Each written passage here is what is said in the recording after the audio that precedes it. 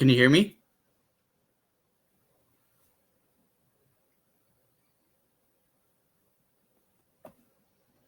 Weird. You can't hear me? Oh, I can't hear you.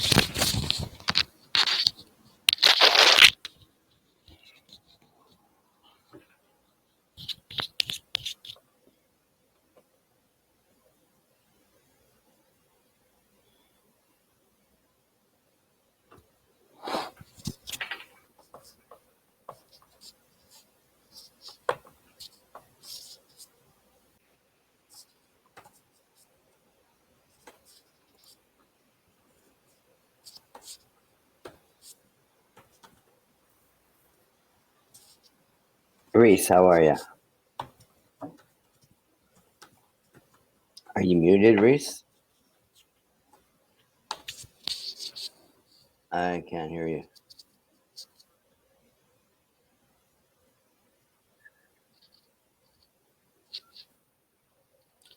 Hey, can you hear me? I can hear you, yes.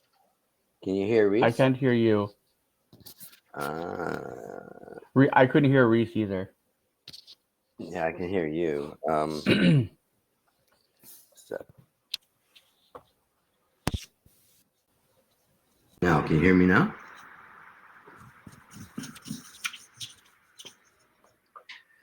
Let's see.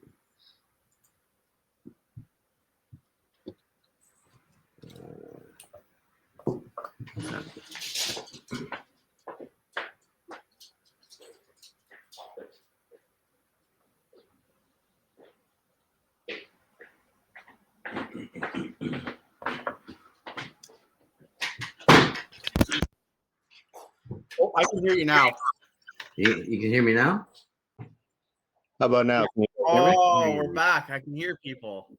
Hallelujah. Hallelujah. I forgot my coffee. Give me one hot second here. Sure. It's Murphy's Law. Whatever can go wrong will go wrong, Greg. How about now? Can you hear me, Reese? Oh, I can hear you. Can you hear me? Yeah. Oh, fantastic. So this is the 3CX portal that we're using. This is the 3CX portal. Yep. So, Mitchie, I'll introduce you guys as we go. I think we're still waiting on Roy, though. So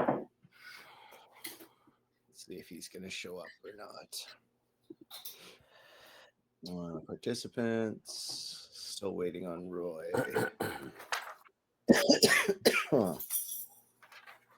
I'll just message him, see if he's still on his way.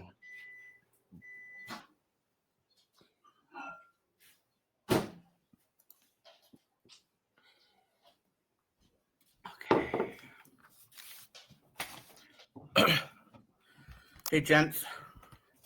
How you doing, Mitchie? I'm good. Fine. Mitch? Saturday morning. Yeah, buddy. I know you and I have been talking quite a bit, but this here is Greg, is my business partner. And Greg, hi, Greg. Hey, Mitch. This is Mitch. So, Mitch, do you want to tell Greg how we met each other? It was a few years back. We used to work at a place called Marusa Marketing. Yes. And it was basically inbound phone calls for Sprint Canada, and it was our job to fix billing, upgrade cellular phones, those types of ideas. And yeah, it was a grind. It was not fun, but they clocked you for every minute you're on the phone, and it would take me 14 hours to complete 8-hour shift because I talk too much. But if I remember correctly, that may have been like my first telecom job, I believe. So that's kind of what launched my career there, Greg. We learned the inbound call center. Sprint was my first dial-up internet. Greg goes way back in the telecom industry too. Way back. Way Don't put me too far. So what's your background like, Greg? I've mostly been in the PBX world, selling to phone systems to offices, and I did a short stint with Tom Harris for and Bell Canada for cellular, Mm-hmm. and yeah, that was a real grind. And Yeah, I would imagine. I worked for Andres for a lot of years too. and then I got back into the voice over IP, and the world just opened up. Good. Yeah, we've been working together for how long now, bud? And I think it's been like a year and a half or something. Or a year? At least a year, but I can't even remember. When did we start? I don't know. It started with Jason, Novapac, or Notion CPA. Oh yeah, right. No, wasn't it Dynamic? Oh yeah, maybe Notion. Notion Yeah, first. right. So what's a PBX phone? Public branch exchange, or private branch exchange. It's like when you're in an office, you've got line 1, line 2, line 3, line 4, and you got phones scattered throughout the building. That's a PBX. Yeah. Okay. So there's a lot of people have a physical one, which means a box on the wall somewhere. Mm-hmm. Ours is virtual. There's no box. It's all in the cloud. It's all hosted in the cloud. And that's like the main difference is, how do I put this? Analog lines are slowly being phased out. Am I wrong, Greg? Yeah. So It'll be a while, quite a while before they're phased out. yeah, but basically what that means though is those boxes on the wall are slowly becoming obsolete. So it's becoming harder and harder to fix them. And it's becoming like basically everything's going from analog to digital. Like the way, remember the TVs? You have to switch the boxes. Same idea here. So your voice phone system, the calls coming into your office, they're all going from that physical box to virtual, like digital. And that's basically all this is. I don't know if Roy's going to come in, but I might as well get started. Yeah. I'm just going to set that on there. I'm going to be recording this anyway. I hope you gentlemen are camera ready, but in case you ever need notes, it's going to be back here. I'm going to share my screen.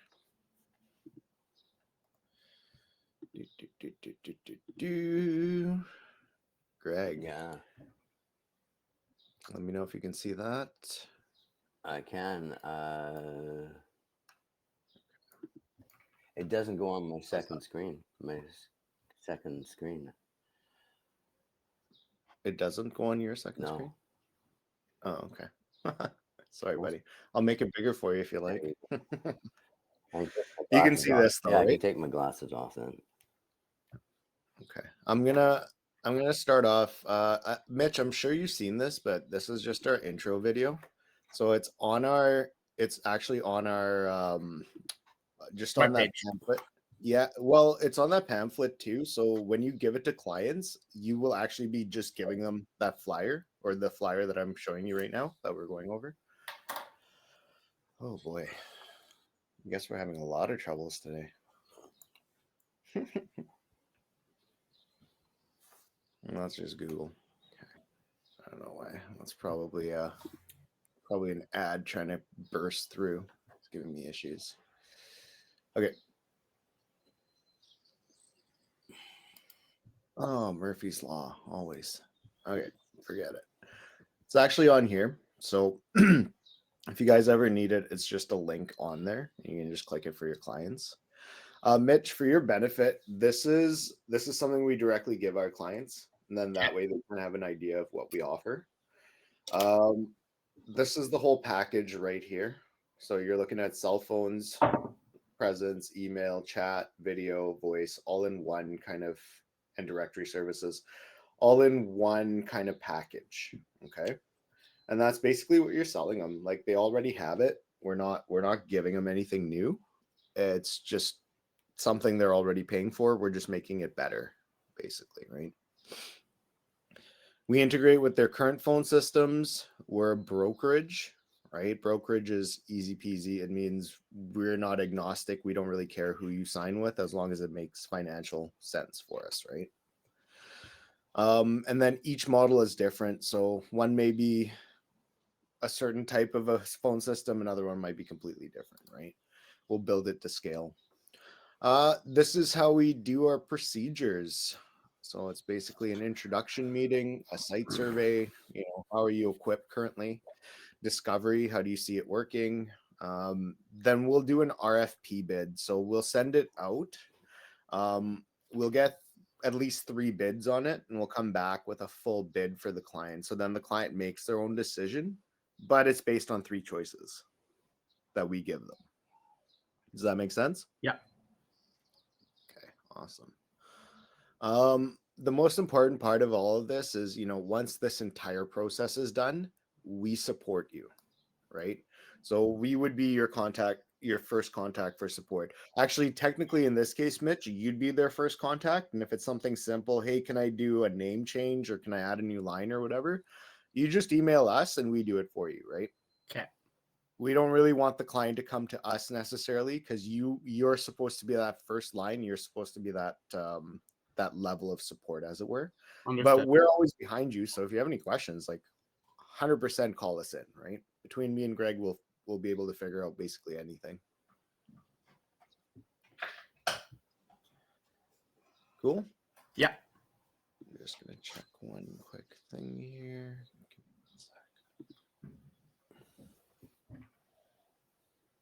Okay. All right. Next. This is our bread and butter here. Okay, so internet connection, video, voice, and mobile connection. You're actually on one of our video connections right now, the 3CX, right? And this is basically what we offer our clients. It's part of our package. So if they have Zoom already, I mean, you're already saving money right off the bat just by having this package included, right? But yeah, basically internet connection, cell phone connection, and voice over IP with video.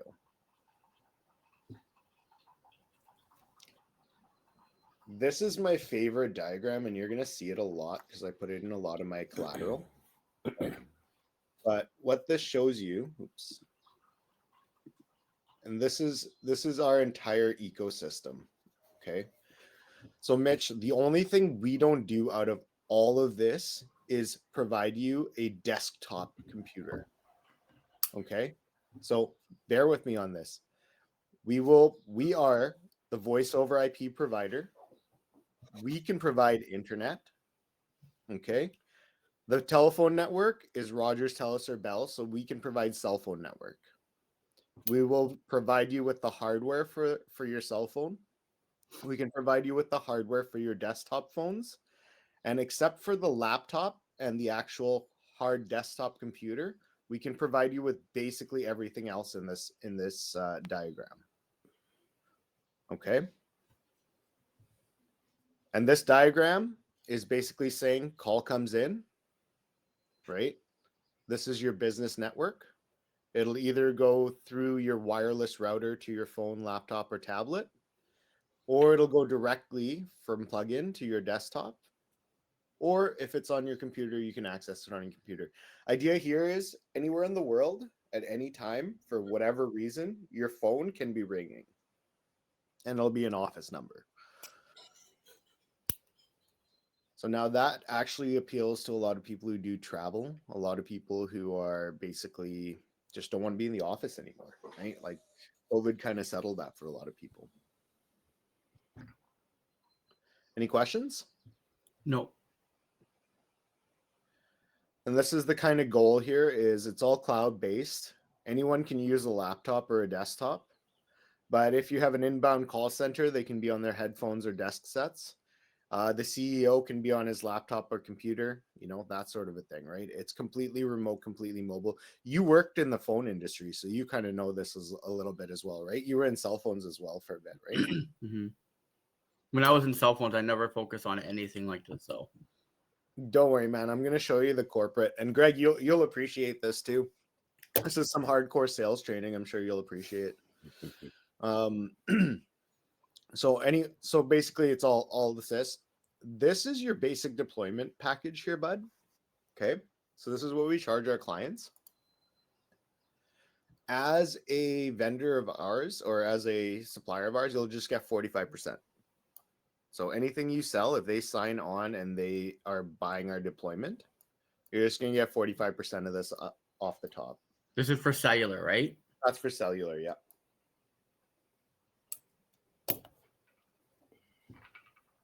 So 45% off the top is for the activation fees or the monthly fees?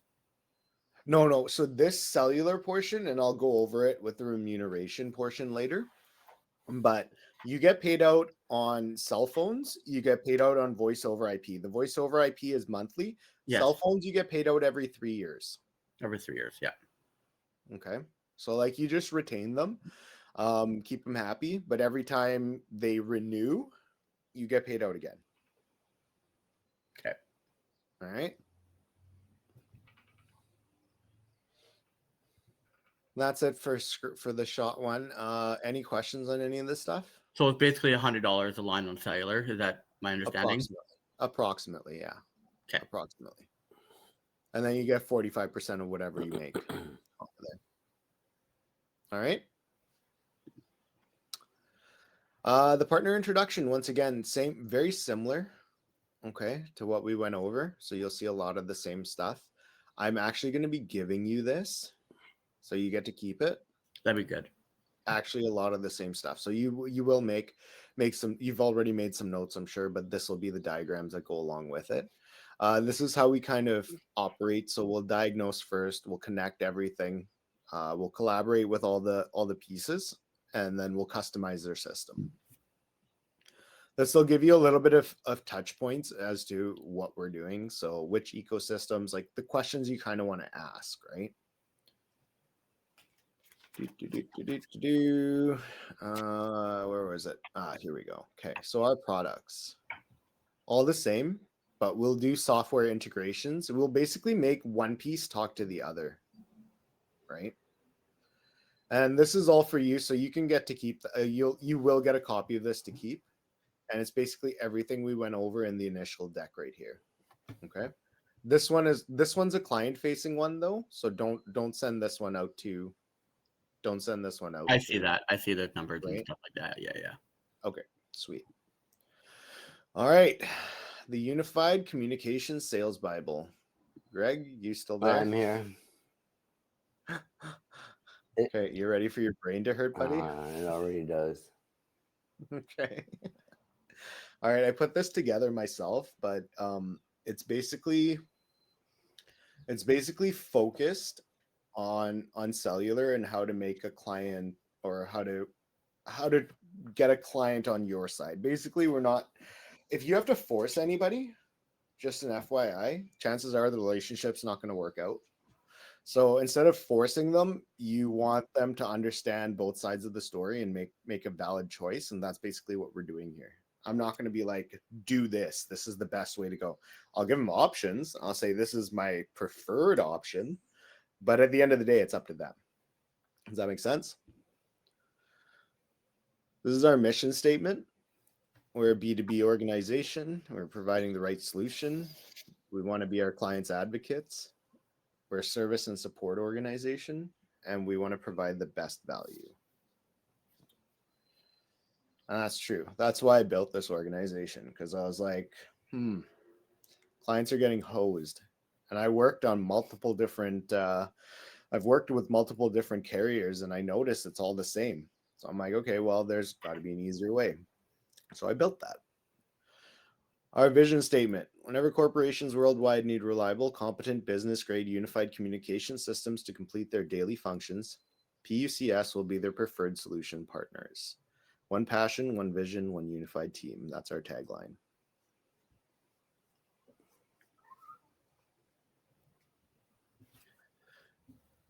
All right. Let's start off with introductions.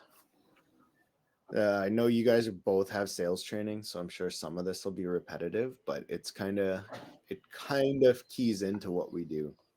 As a salesperson, you're going to play 3 roles. One is a consultant, find out their needs. One's an orchestrator of resources, use what you have to your advantage. And one's a relationship builder. Once you do all this work, retain them as a long-term client. That way you don't have to keep hunting. Sometimes the dealers don't actually believe that it's acquisition over retention in the industry. That's why I go the opposite route and I do retention over acquisition when it comes to my business. And I would expect the same from you guys as well. You gotta make more money on retention than acquisition, because retention, they're already set up. You don't have to do anything. You just keep them happy. Whereas acquisition, you got to get them set up. You got to make sure everything works and plug into their. You got to keep hunting. Yeah, you're right. That's right.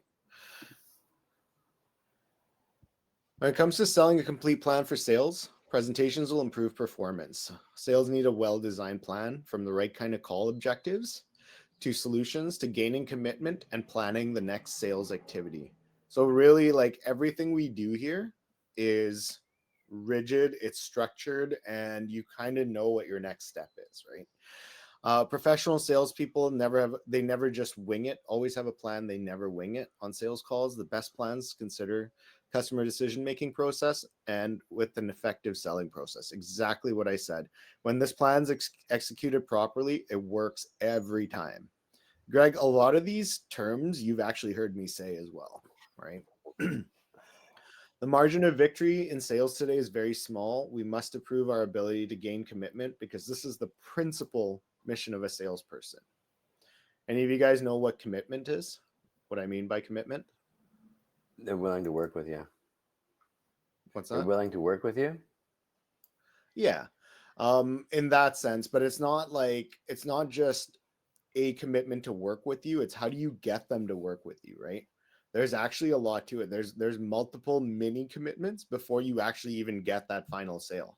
Like, the process is longer than you actually think, and if you don't do it properly, you just won't make the sale, right? So, buyer's decision-making process. So all this is actually very sequential.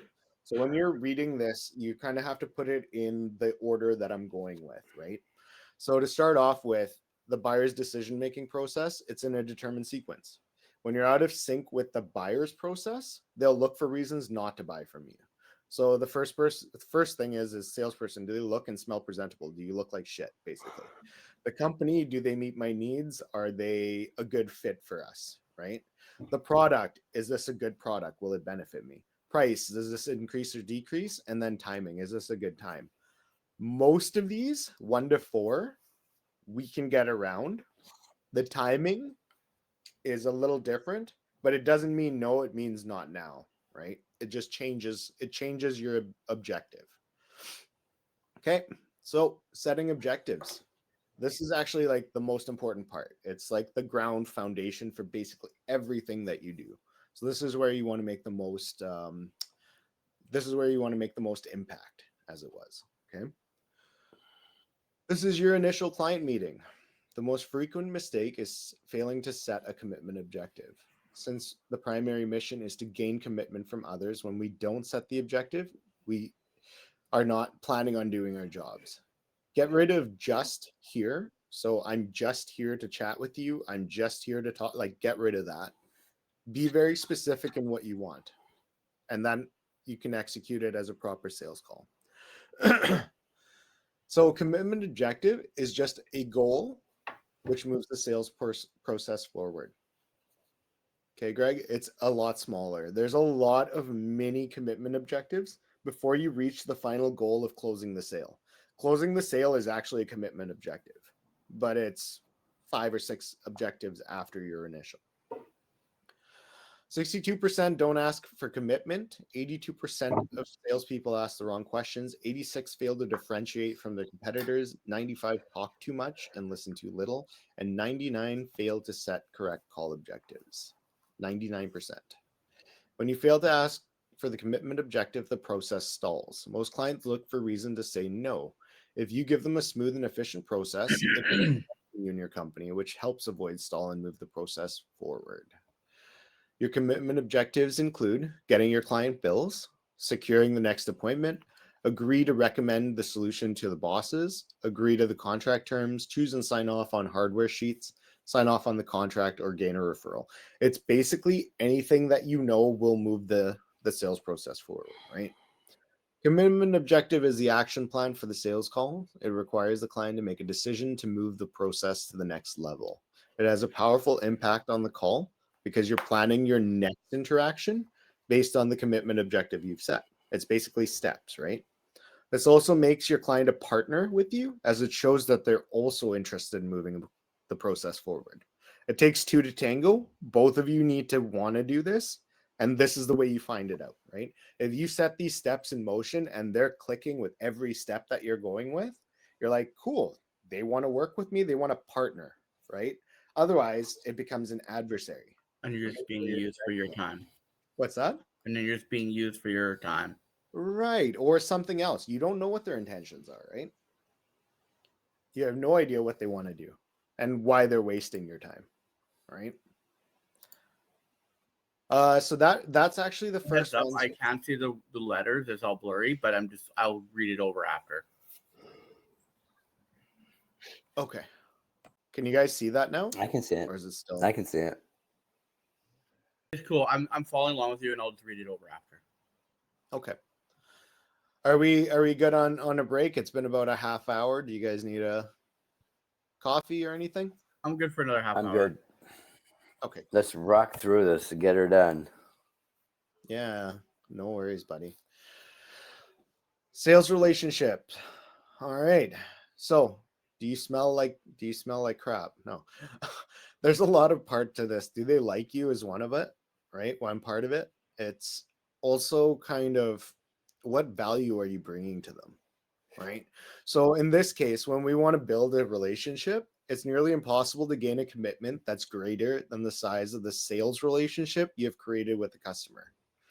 So envision this: if you're asking for $50,000 commitment, if that sale is worth $50,000, you better have a $50,000 relationship with the customer. If your relationship isn't that well developed, you'll have difficulty gaining commitment. So irrespective of how much value you think you're bringing, if you don't have that relationship, it's going to go nowhere. Does that make sense?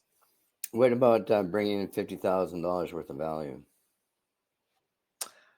How do you do that, or what do you do? Well, that's what do the you thing mean? is if the job is what you're selling is worth $50,000, then you got to be able to show, and so the customer can easily see the value of $50,000 what you're bringing them.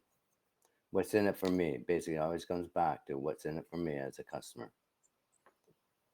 Excellent segue, Craig. Excellent segue. So I'm going to show you something. Okay. And these are the proposals you'll get for your clients. This one's a mobility proposal. Okay. This is their cost. This is their amount. And I'll go over this later. This is the proposal that I sent them. What's up? And that was the cost savings.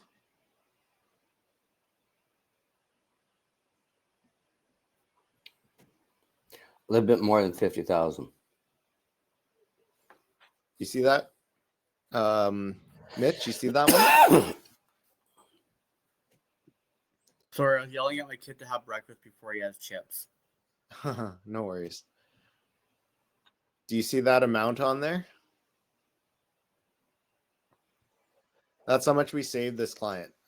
Are you still there? Yeah, that's insane. Okay. They didn't sign with us. Do you believe that? What the heck did they do? Well, they were using our numbers to try go and get their own leverage. That's right. That's Getting right. used. That's right. So this doesn't mean what you think it means. This doesn't mean money. Money means nothing. It's relationships. It's relationship. It's not what you know. It's not what you can save me. It's who you know. That's the biggest one on this, right? So I've got these little things in here, and Greg, you know Nova Pacific, so I'll go over Nova Pacific with you guys as well. But these are the kind of things that you have to wrap your mind around. Is sometimes money's just not the key. Maybe they're using you. Maybe there's something else going on in the back. Maybe they have a brother working for TELUS. Who knows, right?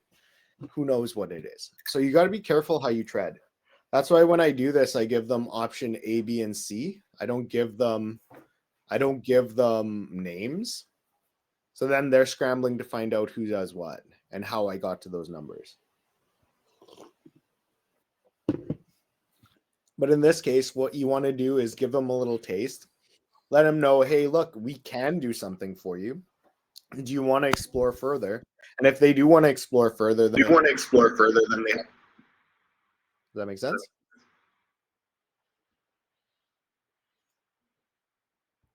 Any questions on this portion?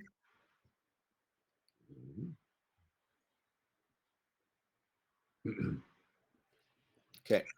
I just got to step away for a second. Yeah, no worries. You're still there, right, Mitchie? Okay. Why don't we just take a 5-minute break? Yeah, sounds good. Okay, I'll be back in 5. All right, perfect.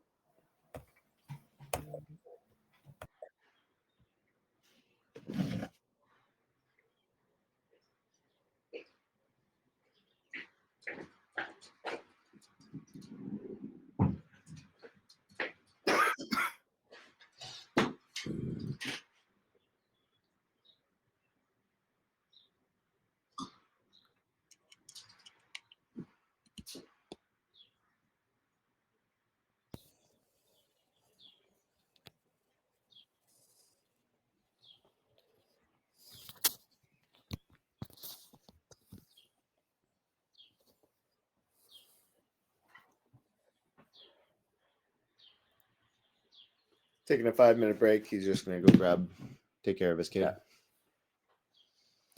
What do you think of the 3CX? Pretty good, right? This is actually the first time I've ever used it. I'm trying to figure out stuff like, where's my, like I can hide my camera portion of it. So I like that. Yeah. But I can't move it. I can't move it to the second screen. That's the thing I find. So mine's like I've got a window and that I'm able to move because I downloaded the app for it. Okay. There's an app for it, but I put it on my Mac. And this is on my Mac, but I've got the app on my desktop, my Windows computer. So I don't know if I actually have the app on this one. What'd you think of the presentation so far? Good. It's general information, right? Yeah. It's basically Sales 101. It's What's Sales 101. Basically, it comes down to building relationships. Oh, there's a lot more. This is like, how do I put it? It really helped me in a lot of different ways when I first started it. And then it's, I don't know how to put it. You're gonna feel some of it is sales. It's like some of it's very sales oriented, but it's more of like kind of how I built a lot of this stuff. It's kind of the same procedures, but I do it naturally now, right? Like it's just something that comes naturally. You do it naturally too for a lot of it. Yeah. A lot of it's common sense, but it's more of the, how do I put it? The strategy of layering it. Like it has to go in a certain layer. Well, you got to develop their trust first to see it and understand it. Yeah. But my thing is it comes later is with the like the strategy that goes into it. It's like it really does become a game of chess. Yeah. Ready to rock, you guys? Let's go. Okay, sweet. I'm just gonna eat while you talk. Yeah, no worries. So I'm gonna give a lot of this stuff to you guys. You can have this as well. But here we go. Most important characteristics is listening skills. So basically we want to do all these different things. We want to learn a little bit more about the client, what they do, especially like birthdays and stuff. If we can figure that stuff out and like send a card even, something just like, hey, happy birthday or whatever, they'll remember you, right? They'll remember that you sent them that stuff. hockey games, whatever, right? Like take them out, make them happy, take them for beer, who knows, whatever. In Mitch's case, a coffee, right? Most important characteristic of a salesperson is listening skills. Good salespeople become great just by listening.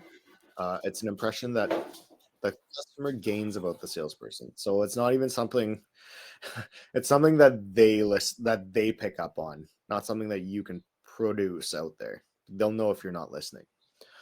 Open-ended questions. So how does a salesperson encourage open-ended questions? I'm sure you guys know this. Have you guys been through the open-ended question stuff? Yeah. Greg, I'm sure. Mitchie, have you gone any of this stuff like open-ended questions, body language, nodding, relevant Mirroring, questions? all that stuff. Yeah. You've been through all that? Perfect. Every second of it. Awesome, man. So I figured you guys would be more salesy or more sales driven. So I figured you'd know a lot of this stuff, but it's all right here. It's basically open-ended questions. Yes or no. Like, can you explain more, a little bit more with the active listening, good eye contact, body language. Like this is just basic stuff. You guys are seasoned salespeople. So I don't need to go over the basics with you, but it's always good to just refresh that, having that sort of a thing, like being customer centered, using their name often. It's weird enough, but it actually works, right? Sincere compliments. Oh, wow, you did a great job doing this by yourself. Do you usually do it by yourself, right? Like it's just making them feel validated. Show interest in asking open questions. Always listen to them and make notes to reiterate points. Greg, I see you're taking notes. Awesome work. You're already showing good listening skills. I've always said to people, would you go to a doctor that takes notes or would you go to the doctor that just nods and smiles? Right? That's why when you're having a meeting, you always take notes. I'd rather that. Exactly. And it's silly. It's silly, but it actually, like, when people mentally process it, it comes across so much better. Like when you're actually focusing on them and like not looking at your phone or some other crap, right? Like it's just, I don't know. It's courtesy to me, and I'm pretty sure it's courtesy to you guys anyway. But it's funny enough that some people just don't have that process. Well, the other thing is too, is if you're taking notes, you have to take the notes in a way that you understand it. And if you can't, you don't understand it and you're having a problem making the notes, that means you don't understand it properly and you need to clarify. You got it. Asking the right questions to gain leverage. So this is where it starts becoming a little bit more tactical, right? Like basically what we're trying to do is, and the word to put this on is ask the right questions. You pry underneath the fingernails, right? You ever heard that where it's like a painful process? So you've heard when you pry under a fingernail, it's painful, it hurts, right? You want to get to their pain points. Find out what is underneath their fingernails. What is hurting them, right? So you ask the right questions, you can gain leverage. You use open-ended questions to gain rapport. You use the open-ended questions to uncover valuable selling information, and the info you uncover will help you present the right solution, right? Not every solution, like I told you, Greg, not every solution is money-based. You got to figure out what's underneath those fingernails, pry them, and then go right to those points, right? That's your jugular. That's what you want to attack. There's two sets of positions you need to identify. What do you sell to this client? Okay. What are the problems that exist? How will the company be impacted by the solution? How will the solutions impact the client? And how much funding is available? What else is available, right? So the need, the company issue, the personal issue, and the money issue. This, if you attack all four of those and you ask those questions in those areas, it'll all of a sudden open up and they will pour everything out to you, man. They will tell you everything about their life, about their family, like everything, right? And that's valuable information because that at that point, you know that they have created a relationship with you solid enough for you to ask them for another step and solid enough for you to move forward in the process with them, right? I have clients from like 10 years ago, and every time I call them, it's like nothing's changed. They're like, hey, how are you doing? Let's get her back and we'll get all the process started. So it becomes easy because they know you. They expect this from you, right? Your position, how do I sell to this client? Where do you stand from your competition? What's their time frame? What are their buying influences? Like, who makes the decision? That's going to be really important, right? Like, you send it to the administrator, they won't know. They don't know any better. Commitment objective. And then you need to know when to change to the commitment objective. If you've got commitment objective A already accomplished, there's no point doing it again. You want to go to objective B, right? If you're stuck, it's called a stall. There's something going on that you've missed. You have to go back and restart a certain part. Okay. I'll go over that a little bit later. First stuff seems basic, but once again, this is a snowball effect. You have to do the little stuff right before the big stuff falls into your lap, basically, right? Open-ended questions have the impact on our ability to sell ourselves during the early stages on a sale. On average, failed sales calls have 86% more closed-ended questions, right? Compared to successful sale calls that have 25% more open-ended questions. And basically, it's like you don't want to shut down that conversation. You really want them to cry their problems to you, because that's going to help you later, right? Leverage to help you pull emotion into the sales call and more completely understand the client's needs. You can use leverage to turn up the heat. If you do not have the proper solution to the client's problems, you would not use leverage questions. Use leverage questions to pry into people's thought processes and have them come to you as the solution to their problem. Can you want it to go the other can way. you- You don't want it to be adversarial. Go ahead. Sorry. Can you give me an example of what you mean by a leverage question? Sure. And it's in this as well here, and I think it might be here, but actually these are perfect. Actually, yeah, right here. What would you say about your current supplier, right? And then they'll tell you, well, they're good at this, and then you say, oh, okay. Well, what hasn't worked in the past, right? And then you can actually leverage that information to your thing. This is your crowbar point, right? This is where you're trying to gain leverage on your client. So you're like, hey, what about my competition hasn't worked for you in the past? Do you get what I'm saying, Yep. Greg? It's a different way of asking them the same question. It's not asking them, what can I do for you? It's what has not worked for you. That's the difference between a leverage question and a yes/no question. Do you get what I'm saying, Yep. Greg? If they can say yes or no, don't ask the question. Yeah, it's too simplistic, and it will not get them to open up to what you want them to achieve, like what you want them to get, basically. Yeah, but sometimes you do need to have closed-ended questions just to redirect them. Well, and you know what? I'll go over that, right? You're going to have a mix of questions, but the more you ask them one question and you let them talk for 15 minutes, that's to your advantage. You don't want to ask them more questions than they need, if that makes sense. All right. I think that is a key too. When you ask a question, absolutely. Shut up. Absolutely. And let them answer. Yeah. Because and here it is. It's right here. It's here that you can ask tough questions about their current needs, ask a really broad questions that you can drill down further later, and use leverage questions to open up about their pains and frustrations. So this is the large question, is what would you say about your current situation with your supplier? Oh, they're great. We don't have any problems. Who else are you dealing with right now? So are you looking at other suppliers? That's a different piece of information. Are you even looking? You might not be. How many other people are involved? Have you talked to your bosses about this, or is it just you that's looking? Do you get what I mean? All these questions have two meanings to them. They're not just a simple meaning. What hasn't worked in the past? What are you pissed off about? Right? Do you see this giving you more of an edge in your business? So if you're doing it and your competition's not, will that give you an advantage? Right? It's all these things that you stick. Or what happens if you don't fix the problem? Are you going to be down tomorrow for 6 hours because you don't have a backup internet connection? Is that worth your time? Right? How big a deal is it? What other problems has it created? These are kind of pain points, right? Like, the client's going to have some kind of issue with something in their system. can't all be perfect, but you got to figure out what their pain point is before you can exploit and before you can target those pain points to our advantage, basically. I'm going to be giving you the client questionnaire for some of the best questions. You'll get all of this stuff as well, okay? Beware that clients may have a hidden agenda when they ask you a question.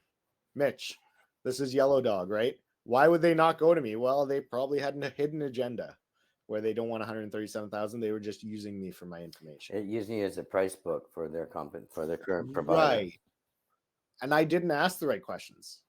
My problem there was I was dealing with someone who was not in a decision-making position. She was just just fishing, I guess. Right? So you got to make sure that you know what you're doing as well on there. Beware that clients have a hidden agenda. If you suspect the client may be testing you, it's a good idea to question the question, right? Why is, and make sure you answer the client's question before you're like, don't answer the client before you know why they're asking you that, right? If you answer it wrong, you will lose the sale right there. They might be testing you and you have no idea. So ask them why they want to know that information. Like what kind of question? Sorry. So for instance, in this case, Yellow Dog, they were asking me, oh, who's plan A and who's plan B? Well, why do you need to know that? Right? Now I know that they were using to fish me. Right? So if sometimes they're asking you a really strange question, right? Just make sure you cover your own ass is what I call it, right? Like make sure you know that they're in it for themselves, as most people are. I don't blame them. That's their business, right? But just make sure that you don't get tricked out of it, right? Like make sure you ask them why they want to know that information. And then use open-ended questions to find as many needs as the clients are willing to give you. The more needs you uncover, it'll be easier to ask for commitment later. Okay. Once you've uncovered the need, you can start by providing the solution. And the more solutions you provide, right, the greater the size of the sales relationship you're able to build. And once again, it's not about money. It's about relationship. It's like they trust you to be their guy for this and move the process forward. And they know what to expect every time because you do it the same way every time. Any questions? We're getting on to step 4. You guys are crushing it. Any questions so far? Good. Okay, awesome. Agree on needs. So once again, if the process stalls, okay, or if something doesn't feel right, like you're not agreeing on the right things, you need to go back and start the steps again, okay? Because a lot of it is just you haven't answered the right questions. And this is where the right questions, those initial open-ended questions, are going to give you the right answers to these needs, if that makes sense. You guys understand? So those questions that you've given them earlier will all of a sudden unlock in their brains. They'll be like, oh shit, I didn't realize about that. And it'll unlock something completely different. Okay. And that's what we want to get. 2 different types of needs, quality and quantity. Let's take you guys back to like grade school, quality and quantity. Yeah. The more types though, the better, right? So the quantity, when 2 or more needs are uncovered, it's a higher close rate. When 4 needs are uncovered, it's significantly higher. So if you can solve 4 of their problems in one sales call, dude, you look like a rock star, right? It's just quantity. You're solving a whole bunch of their stuff all together, right? Quality needs are product-based needs, but it's either equivalent to or better than I have existing. Are you equivalent to or better than I have existing? Right? They're not going to pay more, so it's going to be a cost thing as well. Are you better or equivalent to than what I'm getting? And that's where we come in is I feel, and not even just feel, I have proof that we're better than our competition in a lot of different ways. And I will show you that as we go along in this thing here. Actually, Greg, you're going to love me, by the way. Who says I don't? This is our competition. Business Connect. I got to put my glasses on for this one. So we are actually the enhanced package, which is approximately $35 a month on TELUS Business Connect. And we're selling it to you guys. So to you, Mitch, you're getting it for 15 and you're selling it to the client for 25. I can't, you're on mute. Sorry. I'm going to do 30. You can do whatever you like, my friend. That's on you. That's on you. Yeah. Okay. But you're competing against a $35 Business Connect package. What's the difference between enhanced and complete?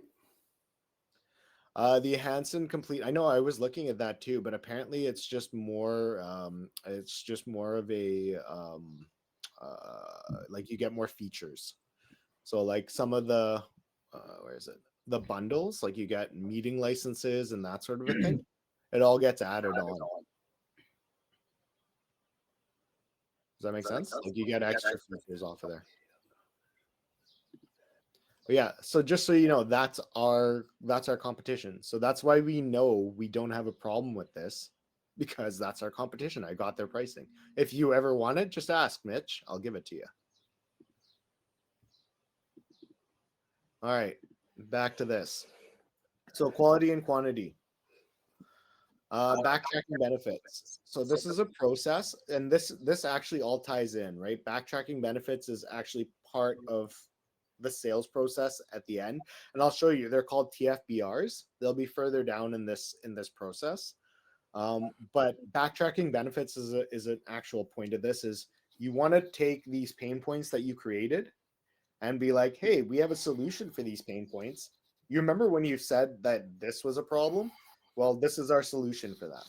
Remember when you said this was a problem? This is our solution for that.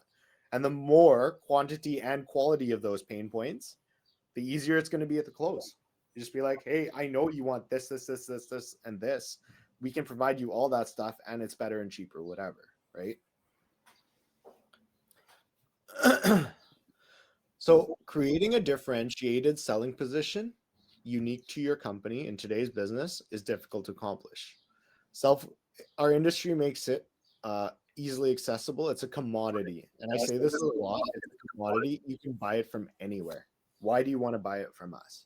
Well, this is where you get all this information. So analyzing the strength of ourselves, our company, and our product. Obviously, you saw our pricing is comparably good, what we have. You're on our product right now, Mitchell, with 3CX. This is something we sell to our clients. And for all intents and purposes, it's very similar to what Zoom offers, right? So I'm sharing my screen. We're for 3 people. We're doing video and voice, right? Predict your client's needs that can be resolved, and using open-ended questions, encourage your clients to talk about their needs. You want to agree on at least 3 needs for which your product or services provides a unique solution. There's a lot that we have, and we've got about 15 of them. You should be able to find 3 out of the 15 that we give you. Okay. When you're able to get your client to verbalize their needs, when you get them to agree on what they want, you start with and you can present the solution. If you combine these with 3 needs, you have a unique solution for them, and you're on your way to a sale. You start with a broad need, and then you narrow it down to a specific need, and finally use leverage to create urgency. Like if you don't do this, what's going to happen? Basically, right? It's the internet thing all over again. If you don't do this and your internet goes down, what's going to happen to your clients? They're not going to be able to get a hold of you. You don't have any backup internet, right? It's one of those things where you can create your own urgency. Well, Reese, what about during this time? What you're talking about right now is a good time to offer, ask an open-ended question related to your product, saying that we're going to be able to do this, and this will happen. how do you think you would benefit from that? And then let the customer tell you how he's going to sell himself on your ideas, on what you're able to give them. Very important right there. Find your way to differentiate yourself and your product from the competition. And if you're giving them those open-ended questions, they will tell you what their problem is. And you can be like, oh yeah, we can do that. We can solve that. Or how Right. is this going to solve it for you? Yeah. What do you mean? How is Let what the gonna customer solve it? come back and say, oh, so if we use this, then this we could save on this, and this will take care of that. And so let the customer come back and Yeah. sell it for it. Absolutely. Yeah. No, I get what you're saying, Greg. Like you're basically letting the customer sell themselves. You're not selling it to them. And that's the exact point of all of this is you're just trying to get them to understand that they're not fully satisfied and we can make them happy with Yeah. this, Because right? rather That's than the just telling them, in which case they're going, yeah, get them right. to come You're back. becoming an adversary. You're either becoming an adversary or you're becoming a lecturer.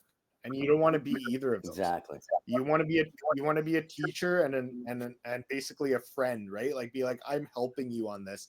I'm not here to fight you on this, right? Like we already know you need the services. You're already paying for them. This is not something new. We're just doing it under our umbrella, and anything under our umbrella is under our control, and we can help you with it, basically. Any other questions? Sorry. Okay. So these are some of our competitive strengths. Okay. We've got levels of support. Greg is one of my levels. I've got multiple telecoms that I can just send emails to. They kind of do it for us. We escalated. So behind our first third-party companies, there's Rogers, Telus, and Bell. We can escalate it up there. Behind our Ashar Communications, there's there's other companies that we can escalate it to. Basically, we're not the end of the line, but we're the start of the line, right?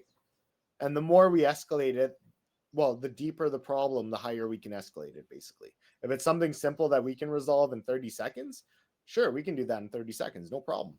If it's something we need help with or whatnot, we do have levels that we can escalate it to. So it's not all on us either. Internal support, B2B sales. So we're strictly B2B. We don't do consumer. Okay.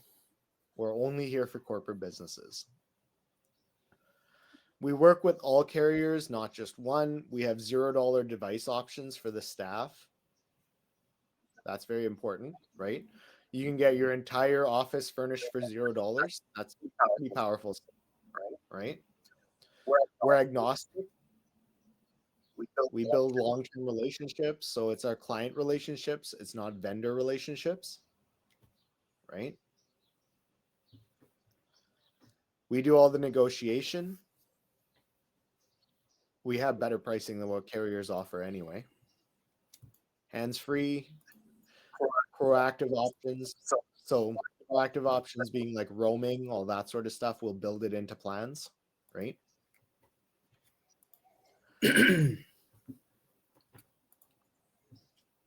We do a free analysis.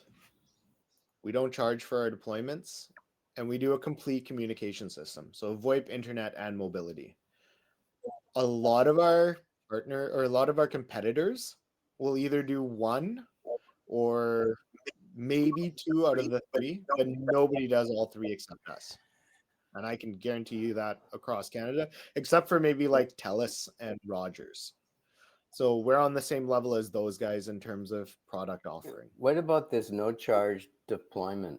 I mean, we do charge for setting up porting numbers with the VoIP. Yeah, I can move that. I should change that to mobility deployment. I don't charge for my mobility deployment. It actually they waive a lot of my fees as a telco because I do business with them. So they waive a lot of my fees. But yeah, you're right. There that does conflict a bit with our voice over IP. So I might update that. How much do you charge for VoIP change? How much you got? Oh, sorry. It really really depends. I mean, like we're looking about Yeah. $100 to port your numbers. Yeah, and it's actually like it's all on here. It's activation setups about $100 an account, porting's $50 a number, and then shipping's $100 a site. So if it's all on one site, basically all it is. Is that standard usually for Yeah. other companies? Actually, that's better than standard. Most companies Actually, will that's last true. We you. are lower. Most companies will cost you a lot more than that. Yeah. Activations like per user usually. So if it's like 10 users, and they usually charge what, like $35 or something. So it's $35, but it's per user. Ours is like $100 an account. Oh, I understand now. Right? So 35 a user at 10 users, you're looking at $350. Ours is $100 an account. Okay.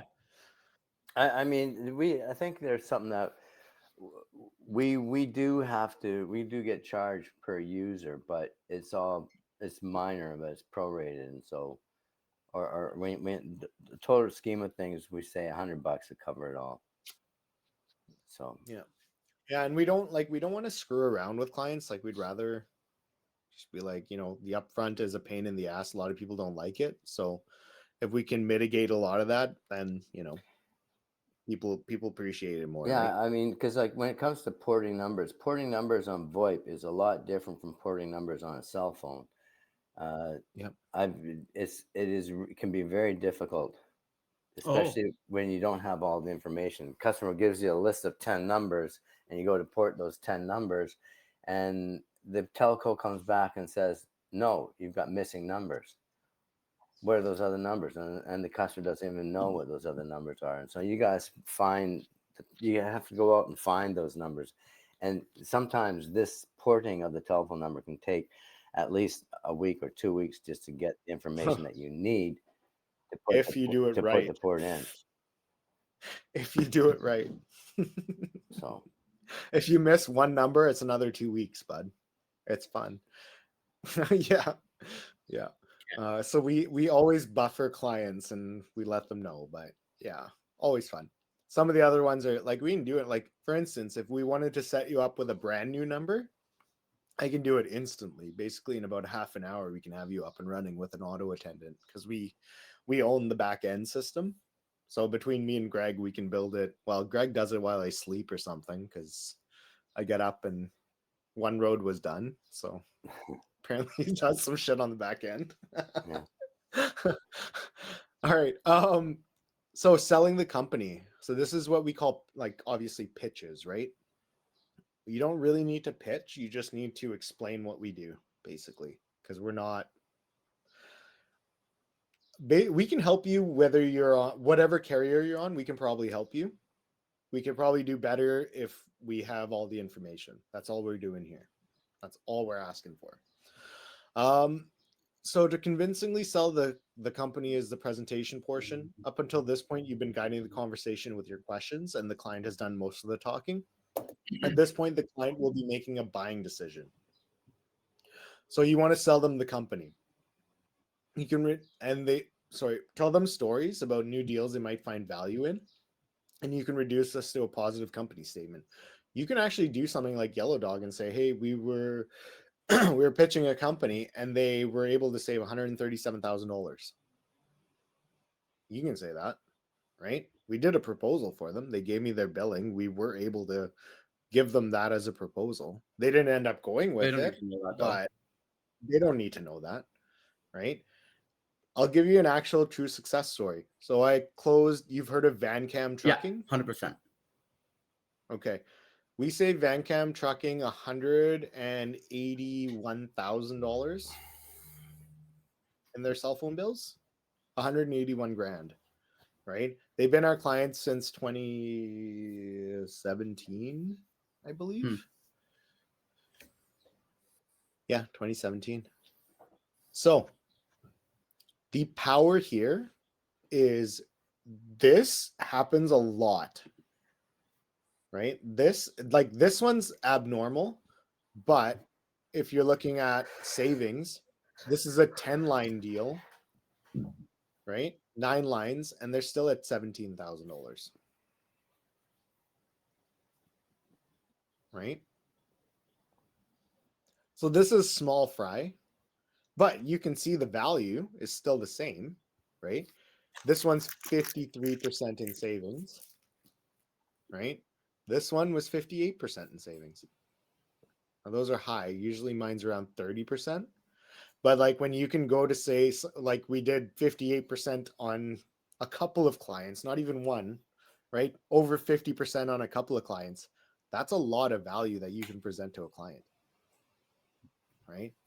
If you tell someone I'm going to save you 50% off your telecommunications bill, be like, how are you going to do that? Well, that's my problem. I'll do it for you, right? But they're not going to say no. They're going to ask how. So if they ask how, that's where this comes in. Positive company statement. We saved $137,000 for blah, blah, blah. Simple. When you're selling the company, start off with what does the client know? Have you heard of us? Do you know how we operate? Do you know this company started to help businesses? You know, positive company statements. Yonker Honda, Vancam, Yonker Honda, he's on my website. So if you ever go to any dealerships, you can actually play the Yonker Honda thing for them and they will know who Yonker Honda is, right? He's given me a verbal testimonial, a video testimonial, so you can use that to your advantage, kind of a deal, right? Video testimonies are worth a lot, man. They are, and from the owner of the company and stuff too, right? So it does, and he did his own pitch at the end of it, which means it's a legit from him specifically, right? So it kind of worked out nicely. Over here as well. So what does our company do? The 3 questions that the clients evaluate. What does your company do? What's your company's reputation? And why is your company a good match? What do we do? Very simple, right? We've gone over this in ad nauseum. What's our reputation? We've been in the business for 10 years, right? Over 10 years. Shit, 2024. Yeah, over 10 years. Now we're 11. We've been there. We've been around the block, right? Our mission is to provide corporations with service because there is a hole there, right? There's no, where I come from, there's nobody like me, right? I'm very unique. Best Buy would be the closest kind of comparable, but that's all consumer. It's not corporate. There is no Best Buy for corporate. I'm kind of the only one available, right? And that's what sets us apart. Principal mission, or sorry, company's reputation. We save clients thousands of dollars, right? 20% is average, but obviously you saw up to 50%, right? My company is successful because we built great relationships. What's that? You're echoing. Oh, sorry. My clients say we have an easy process with no downtime. What about So how many clients do you have? 105. Oh Christ, I don't know. I've lost track. That's some information that a lot of customers will want to know. How many customers do you have? Just say I'd say over 150 easy. Like I was at 100 probably like 5 years ago or 4 years ago. So I'd say more. I'd say a lot more than 150, but I'd say 150 at minimum. And that's clients, not users. So each of those clients, like Vancam, for instance, had 200 users. Right?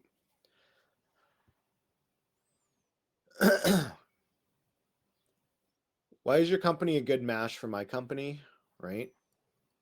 And in this case, you just give the clients a short story. So just be like, hey, so when I did this for this company, this is what happened. This is the result. This is what we were able to save them. Brag book. And the same for you. What's that? Creating a brag book. Precisely.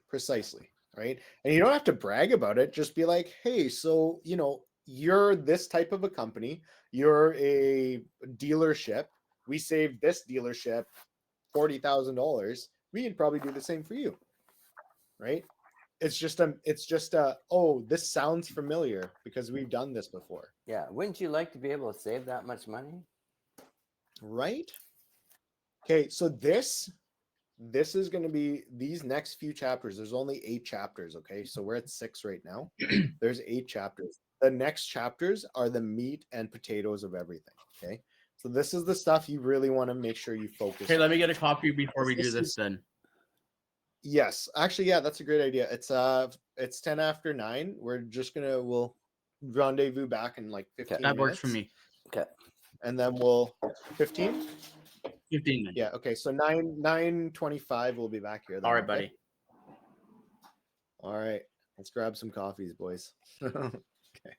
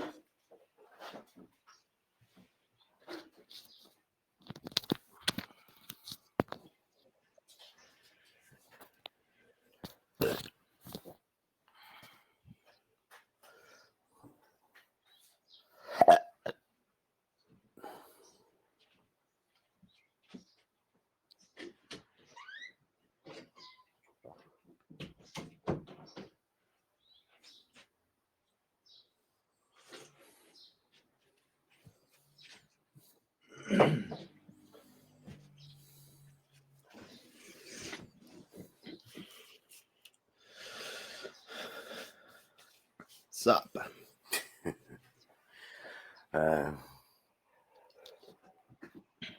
You finding some value in It's a this? lot of stuff that you got there, eh? Yeah. So yeah, it's good. Just wait, man. So I'll show you. I'll give you a sneak peek, but we got the funnel management. We've got scripts, pitches, TFBRs, the whole McGillicuddy.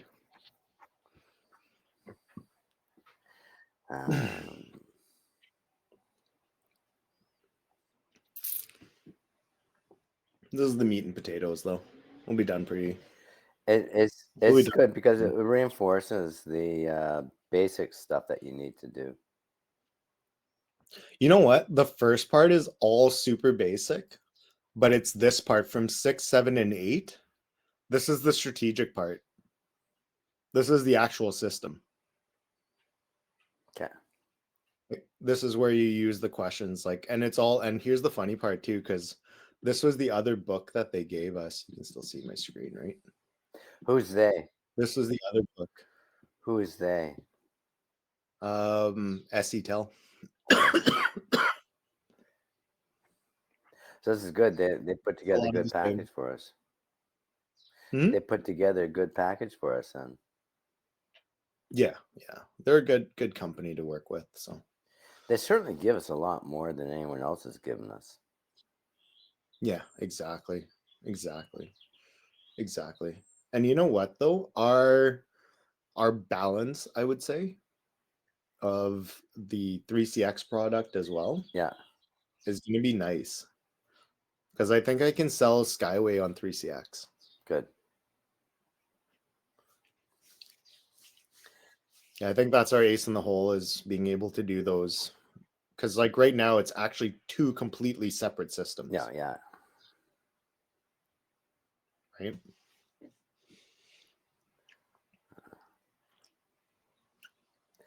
Yeah, I just hope that BJ's, like, I know that this guy, Brian, did a lot of work for One Road to get this all set up. And I'd be really kind of upset if all of a sudden they don't end up doing anything.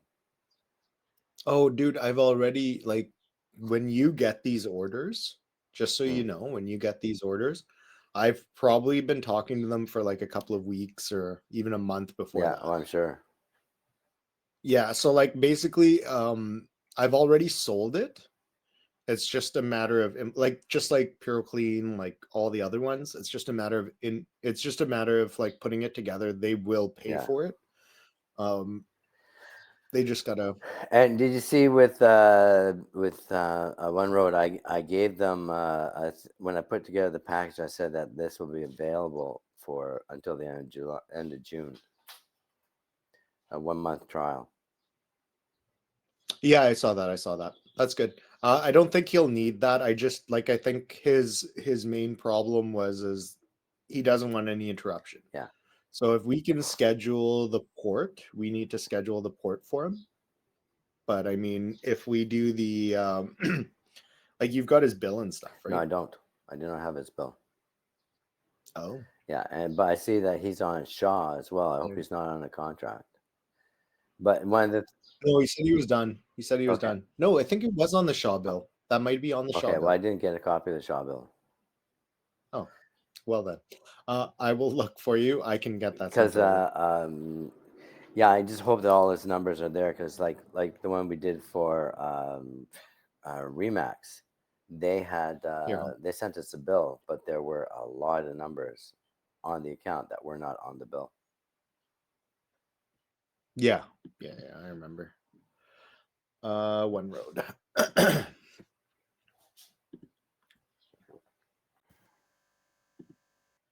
Back. Guess who's back? Okay, I got his invoice. I'll send it to you. Sorry, we're doing work. For my notes, I got meat and potatoes. On just meat and potatoes. Nice. Okay, hold on. Greg, I'll send it out. Yeah, I'm not going to really do anything until Monday anyway. Okay, just remind me. Just remind me. Okay. All right, where's my screen?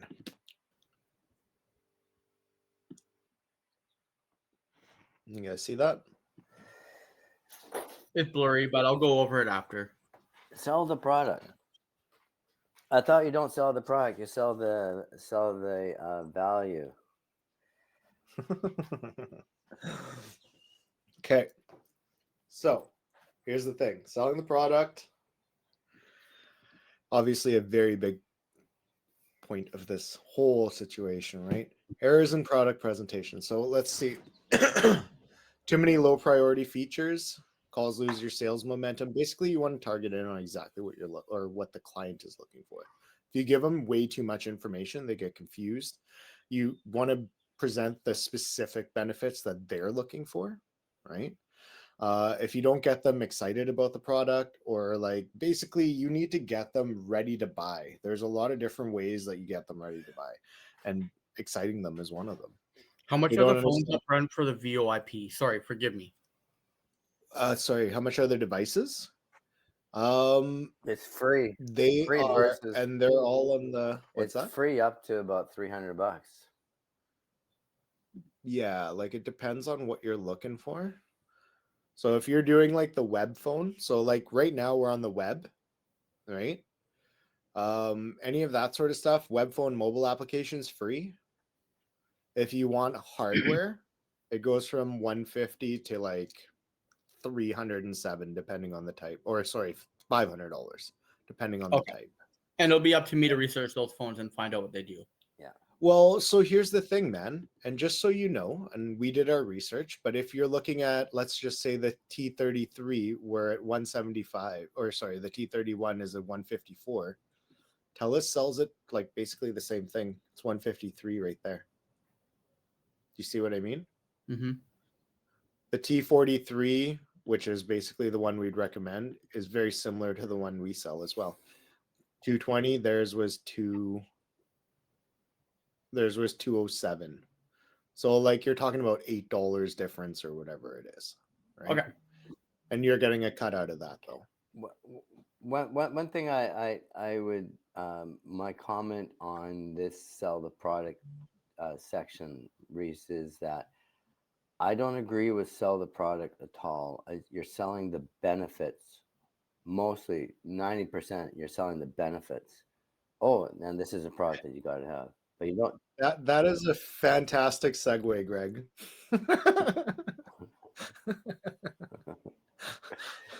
All right. So basically product is product, like I said, commodity, It right? is a commodity. So in this case, you're using TFBRs to present your product solutions. Notice how solutions is the capital. Using TFBRs is a way to sell solution, or sorry, is the way we sell solutions. Okay. And basically all the stuff we built in before, we were prying the crowbar underneath the fingernails. We're now going to use those to present our solutions to those problems. And that's why it's all sequential. I know the first part's boring and it's kind of like, oh yeah, well, I already know that. Of course, absolutely. But if you don't ask those crowbar questions, you're not going to be able to present your solutions at this point. So it's very sequential in that sense. You need to be able to ask for the sale at the end, and that's how you get to the end. Yeah, exactly. And in this case, you're like, hey, so, you told me you had, oh, your system is dying on you every few weeks and you can't figure out how to fix it. Why don't you just go to a virtual system, right? Like something like that is a very easy solution to present. And it's something they're like, oh, I never even thought of that before. And some people just don't. They don't know any better, right? That's where you're coming in. You may think it's like simplistic, but we're in this every day, Greg. Like we don't even know any better. Like clients don't actually know. They really don't. They're relying on us to be that voice. And that's the exciting part about out here in Kamloops. I bet you, there is a TELUS business store here, but they haven't touched everybody. Yeah. Dude, you're open playing field. Like you have so much room to work.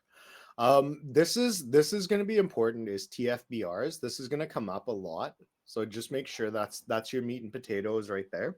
Yeah, I got to highlight it right now. Mitch. Okay. So solution sales is providing a solution, right? By tying in your needs that you discovered earlier. That's what I was getting at. And value sales is providing proper value for them, right? It's quantity, quality, both of them. The solutions and value are cemented together when you get a reaction, when you ask the client a reaction question. This will confirm what you've presented has hit the target. So, tie back. What was the client need? Oh, well, we can never get a hold of TELUS. We always have to call 1-800 and we're on hold for 6 hours. Okay. Well, the good news for us is we're a local company. You can just give us a call or send us an email and we'll get it processed for you in the next We'll take care of it. Well, it may not be within the next hour, but we'll take care of it for you. Next 2 days, sure. Okay. The benefit, what's the benefit? Well, the benefit to you, Mr. Client, is you don't have to wait on hold anymore. So you can just call us and we'll do it for you. Right. And the reaction is, how much time does that save you? Is one reaction question, right?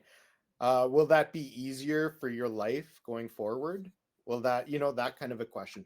You want to basically elicit some kind of a reaction from them, right? Mm-hmm. Did this make you more excited or less excited than when I came in? Let us take care of your problems, essentially, right? Right.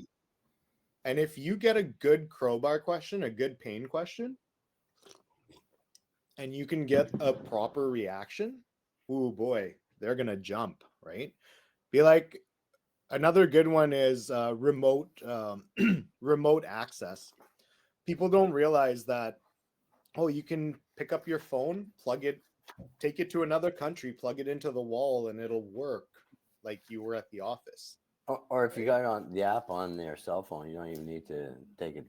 Right. You don't need to plug it in. And for me, I provide international roaming plans on your cell phone. So the idea being you can literally leave the office, someone presses extension 101, they'll still get to Mitchell, right? And basically it goes to Mitchell's cell phone in the Bahamas while he's drinking cocktails, right? Or John on the golf course. This would be really good for real estate agents, hey? For anybody, man, anybody who doesn't work in the office, who doesn't What have about to hotels? Like, how each room has a different... Greg, how about hotels? Absolutely can do. Yeah, hotels. you need like if I know a couple hotel owners here in town, I'd want to hit them up quick. Yeah, you need to set up analog terminal adapters for that because they have.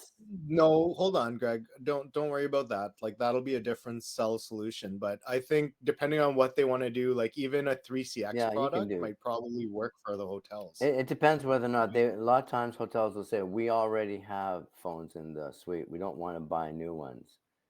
In which case, then you need to have the ATAs. But if they say we need new phones for each room, then do a wireless VoIP phone, and it's all set and ready to go. So here's the funny part, Mitch. Like between me and Greg, we build these solutions, right? So we'll be able to do a lot of this stuff for you guys. Yeah, Mitch, this is where it's really important just to sit down with the customer and find out what they need and just get them talking and take as many notes as you can and then come back to Reese and me and we say, okay, this is how we need to design the system around that. Exactly. Understood. Cool. All right. So reaction, do you guys get what you're trying to accomplish, right? 100. Okay. So these are a little bit more. Okay. So here's an example. You mentioned you weren't satisfied. Oh my God, I just went over this. We offer free basic ongoing support. This allows you to keep focused on your business priorities while you get assistance. How could this extra time benefit you? Right? You want these to relate to the features and benefits. You mentioned earlier that you wanted this done. You indicated that you shared a concern, that kind of a question, like that kind of a tie back. For the reaction, you want to say, how do you see this working for your situation? Right? So it's basically you want to gain feedback on if you've asked the right question. And then you can also bounce conversation with the client so they can talk back and give you the feedback that you're looking for, right? And in this case, it's like, where would you use this the most? How would this be helpful to you? Why is this important? Who might benefit? Is it just you? Will your bosses benefit? Will your team benefit? It's basically a bunch of those type of questions. And knowing who your target is going to be helpful for this one as well. You should prepare TFBRs for every need. Reaction questions should always be open-ended. Save a TFBR to handle a stall, which I'll go over as well. Present your most powerful TFBR last, and finish the step with a close-ended question. And the response you want from this question is about price. You want them to ask you about price after you've presented everything else. Price should not even be an issue at this point. No. You understand? If you sell 20 solutions and then you close with our pricing is better, that has a lot more power. Does that make sense? I feel you. Because unfortunately, people are still looking to get more prices. Better bang for their buck. Better bang for the buck. But that's the thing. The bottom line is they're listening to you through this whole time to find out what your price is. Yeah, we're selling solutions and bottom line. Well, the bottom line is speaks for itself. Like, you don't want to sell on price because there some dude will come out and undercut. Yeah, if you get a deal on price, you've you'll lose lost it the on client. price. Yeah, exactly. Aha, You want to value sell. point. Valid point. You want to sell on everything else but price. So then when it Yeah. comes down to we're still better value, they're like, oh shit, this is a no-brainer. Right? Like, if you sell the solution before you sell the price, the client is going to be way more responsive. Especially if you answer all their questions and in their mind, they're thinking, oh, this is going to be expensive. This is going to be more expensive than what we're currently doing. And then you come back and you show them, no, you're going to save money too. That's just a win-win. Two. And that's the important thing. We will do it, but that's not why we're here. We're here for everything else. I mean, the biggest thing is the customer knows that we are listening, and it's not going to be the type of thing that, okay, customer, you just spent 20 minutes with me, but sorry, I have to transfer you to Mikal.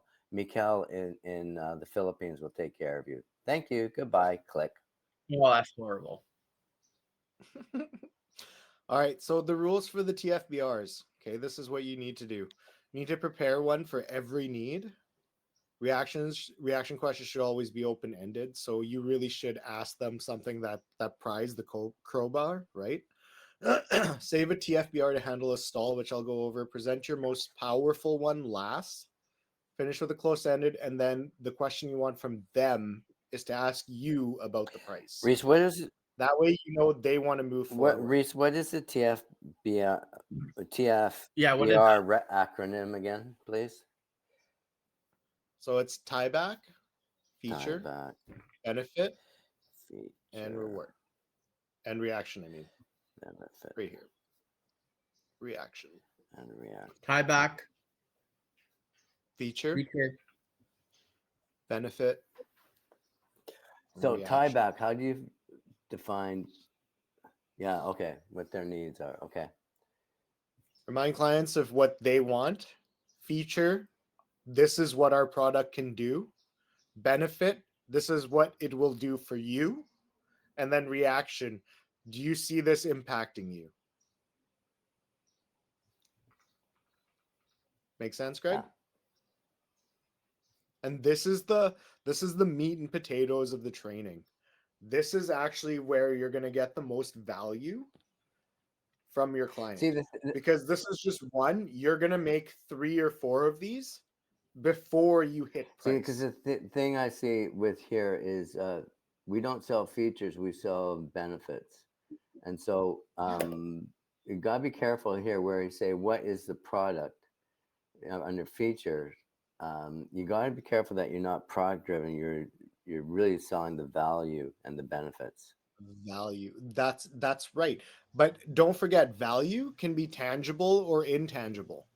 Intangible is service, right? Quality of service is intangible. Yep. Quality of call, intangible. It's actually tangible. Actually, never mind. Quality of call is tangible. Quality of service is intangible, right? So if you provide them other value besides dollars and cents, that's where you're trying to get. you're going to get the most value back from Like them. like if you're on the phone waiting to talk to somebody at TELUS for 4 hours to actually talk to them, what's the value of that? What's your time worth? Exactly. Whereas give Okay. me a call, and in 10 minutes we can understand what you need, and then we'll take care of it for you. Exactly. Generally, so what's the turnaround for us to get something dealt with for a customer? 2 days, 2 business days. Not on the weekend though. Yeah, we're Monday to But that's Friday. like any other carrier, anyways, right? Exactly. Yeah. Because we deal with all the other carriers, it's basically we just escalate the problems for our clients. So if they have any issues, we'll go directly to our partners. If our It partner just makes it so they're not doing on hold. It's the same time as if they were doing it themselves, but we're just doing it for them. we're just doing it for them, and it may or may not be, because if they are on hold and they try to explain their problem to person A and person A can't solve it, then you're on hold for more time. You have to do the process over again. Makes Right. sense. So it's a frustration point on that end too. Right. At least with us, like sometimes, I don't know, like within an hour, like 15 minutes, we can solve a problem if we're not busy. Right. But if we're busy and we're tied up, then it takes longer. But like most of the time, it's simple enough requests that we can just do it up, no problem. Yeah, they also got to understand that when we say within 2 hours, that doesn't mean starting at 5:00 p.m. our time, right? They say before noon. Greg's been burned a couple of times, as you can tell. He's a little jaded. Yeah, because we got. So, Greg, what is your roles here? Sorry, I forgot to ask that at the beginning. Well, so like, what I know Reese is obviously like more of the sales guy, right? And I'm more about the implementation for the VoIP service, not the cell phone, the VoIP. The VoIP, which I'm hoping to focus on anyways. Yeah. So building the back end, basically. So between me and Greg, we, I guess, purchased a telecom company. Greg, is that the best way to put it? I thought we acquired or acquired a telecom company. Right. We produced. We acquired a telecom company. After a good year of trial and error, we finally got shit working the way we want it to work. So between me and him, we can basically we'll give you and your client the menu. We build the menu virtually, and then we get installation for the client, and it's as simple as that. And they install themselves, or do I have to install for them? So most of it, if it's on your cell phone or like on your web phone or whatever it is, we can do it all virtually, right? Like we don't have to do anything. If they want desk phones, we can program it. Basically, they unplug their Ethernet cord from their old phone, they plug it into their new one, and they plug their new phone in. Yeah, that's it. But you gotta be careful here, though, Reese, because a lot of companies are going from a PBX to a VoIP system, like a old telephone service. And so if you say you just unplug your phone and plug it into here, they're gonna unplug their Cat3 cable phone and try to plug in their Cat5 or Cat6 cable phone. Yeah. So you gotta be careful of that. We need to make sure that it's an Ethernet plug, an Ethernet. Yeah, they have to have a computer plug network. We don't need Cat5. They can have Cat3. They just need an Ethernet cord. Yeah. They need Ethernet. They need a power supply. Reese, so this is stuff that they can do themselves when we'll figure out the proper solution. Like when I get kilogram and all that kind of Reese, stuff. Cat3 will not work. Cat3 will not work. No, Ethernet, just basic Ethernet cable. Yeah, Ethernet is Cat5 and above. Don't say Cat3. Cat3 is copper. Or ADSL. Don't say Cat3. It has to be Cat5 and above. My bad. Yeah, because I know that like dealerships right now, they're using the Ethernet cable, Yeah. so I don't know what they're using for their phone line, but I don't think it is the VoIP. No, and you know what? If it's Ethernet, as long as it's an Ethernet cable, which is what I say is Ethernet, connected to a local area network. And exactly, and then it needs connected to the local area and plugged into a power source, so a plug point. Your phone will work. Those are the two. Like they just need to have that. Yeah. If they don't have Cat5 paging and all that fun stuff, right? Stupid question.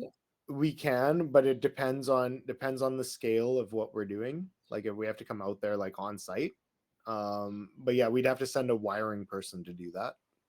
I'm sure. If I'm getting dealerships, they're gonna have to like be able to page people and Sure. Yeah. like on the BOI people. And that's the thing. Like Greg will have to figure out our logistics for this because they're further away, but like it can be solved basically, right? Well, the biggest thing is I'll stay away from the dealerships right now, and I'll just focus on like the restaurants and hotels and stuff like that. Yeah, the thing is with dealerships that do a lot of paging, and so we have to deal with overhead paging. Once again, we'll cross that bridge when we get exactly. Mitch, it's more important that you just get the needs analysis done, so we come back then and we can build it around that. And then we'll probably ask you a lot of questions that you might have to go back to the customer and say, well, what about this? What about that? Okay. Excuse me. All right. So here's the other part of this. TFBR reminds the clients they still have needs to fill and your solution provides it for them. Don't forget, if the salesperson doesn't confirm the needs and the client doesn't see any benefits, there is no sale. If they have objections for everything, just be aware, right? Keep one TFBR to fall back on in case of stalls or objections. So keep one as an ace up your sleeve, as it were, right? And it's usually the strong est one. Okay. Or one of the strongest. You can do your strongest one as your last and then keep an extra one as a spare just in case, right? The more needs you and the client agree on, the more chances you have to utilize these and the better chance you have of closing the sale. If you get like 10 of them, we have a lot of them. So if you get like 10 of them, the chances of you closing that sale are pretty high. Ask for commitment. This is your principal mission as a salesperson. Okay. Gain commitment. 62% don't ask clients for business. 38% actually ask for the sale. Right. So if you don't ask them for the sale, the client's expecting you to ask and you're not doing your job. They're just going to be like, okay, well, see you next time. Right. And you kind of lose it. This is the funny part. I actually consider this like dating, right? Like sales is a lot like dating, right? You get your first impression, you get a shot to show what you're about, right? And either you get to move on to the next date or you're shut out the first stage. You keep moving down these stages, right? And it's the same thing, right? If you're with the girl and you're at the door and she's waiting for you to say goodnight to her and you just kind of walk away, probably not going to get another date, right? So same thing here. Ask for commitment. Ask for something to move the step forward. If you didn't do a good job in step 3, which was ask the best questions, and step 4, which was agree on needs, you'll have a hard time asking for commitment. This is where your $50,000 sale, this is all about building that relationship, right? Salespeople who have less than 3 client needs have a higher chance of objections or stalls than salespeople who have 4 or more needs. So very simply, the more you have, the better chance you have of closing. You need to have 4 or more to get over most barriers. Okay. And the reason why salespeople don't ask for commitments is you didn't even set it to start off the call. So that's one. The signals are being missed. You're not understanding the client wants to move forward. You're afraid of rejection, right? You just don't want them to say no, right? And then you just lack a procedure to gain commitment. So what do you do if you won the client? You don't know, right? You just didn't have a plan. When salespeople don't have a procedure, the frequency for asking for commitment is low. That makes sense.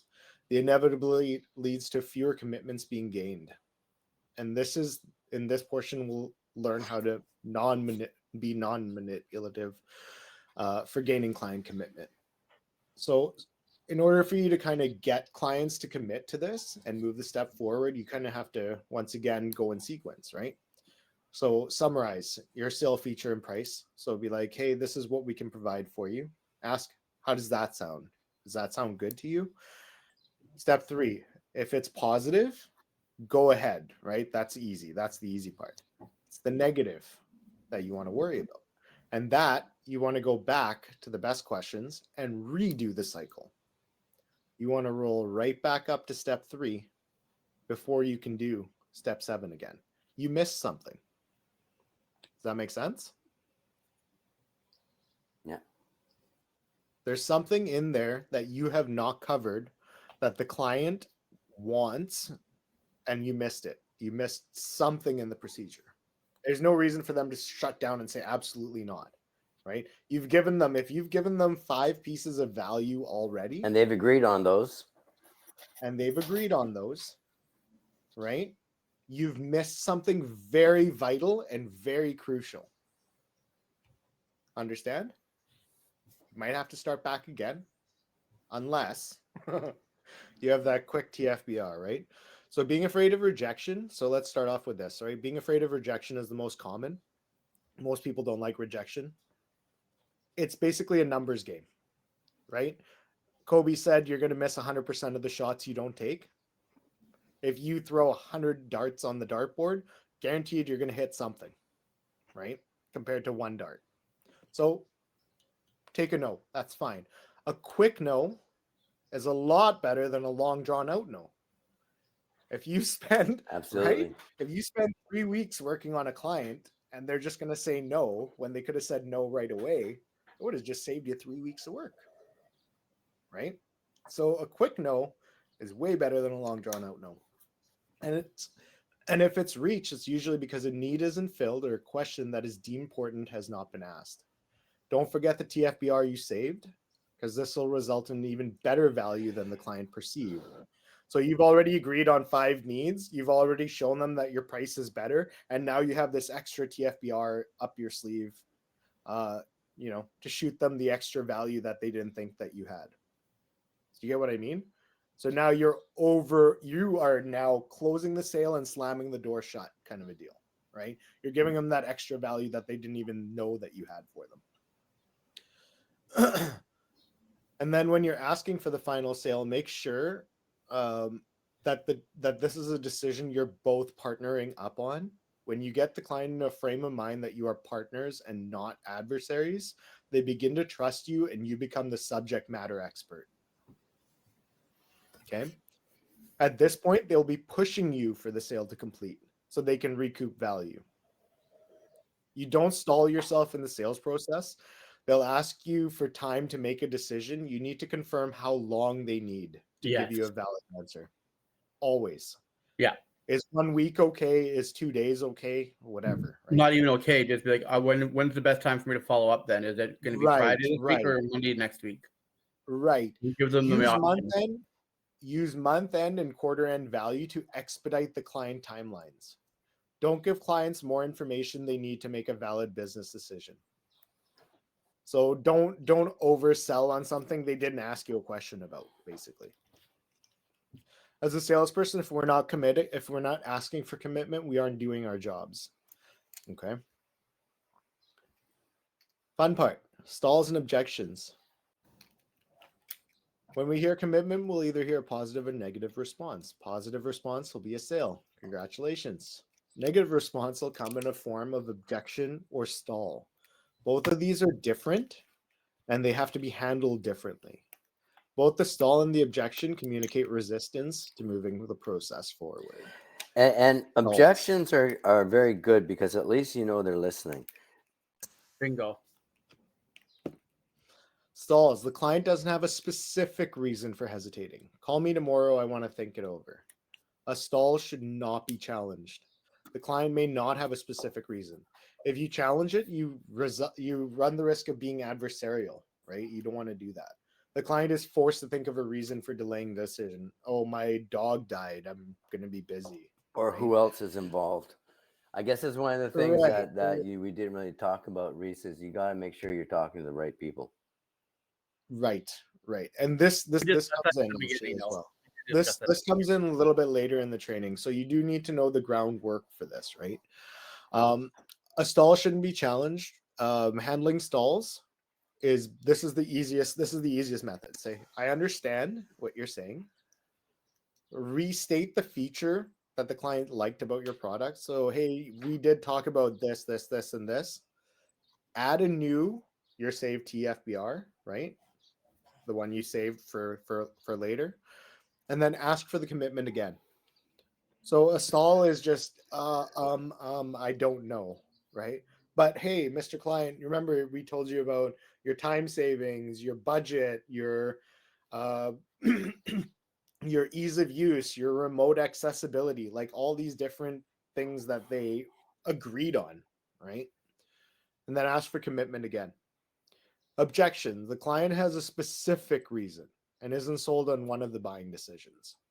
An objection is the client's response to an unasked questions. You would have uncovered a potential objection earlier if you had been able to ask all the right questions in step 3.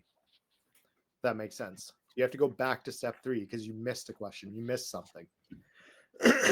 Handling objections.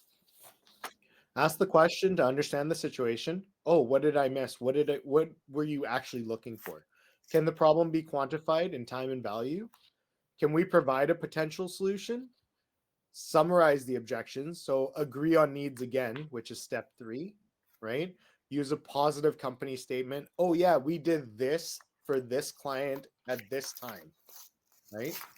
And then present another TFBR and ask for commitment. So figure out what they wanted, because you've missed something that they're objecting on. You missed something, right? And then ask again. This doesn't have to be, just so you know, this doesn't all have to be in one meeting. This is just steps towards a common goal, right? Like you want to get a bill, you want to get another thing. So these are all little steps you want to move the client through. You're not going to handle objections altogether. By the time you actually get to the proposal and you give them the value, right? These objections become less. You got to make sure you hit on what they're looking for. Most people do not effectively deal with stalls and objections properly. Many of the past selling techniques were manipulative and tried to make the client feel pressured and uncomfortable. These are not appropriate for today's buyers. We do not want to rush sale them. Step 8, confirm the sale. So don't forget these 3 chapters, 6, 7, and 8 are crucial to the closing, but 3, 4, and 5, well, 1, 2, 3, 4, 5 are crucial to the rapport and building that relationship, I should say, between you and the client. Okay. Step 8, confirm the sale. Have you ever had an important sale cancel? Anybody? Never. Never. So as soon as the Have you ever buying had a sale? as soon as somebody makes a buying decision, the buyer's remorse sets in, and they get what's referred to as FUD: fear, uncertainty, and doubt. Okay. Right? Right. That made me laugh.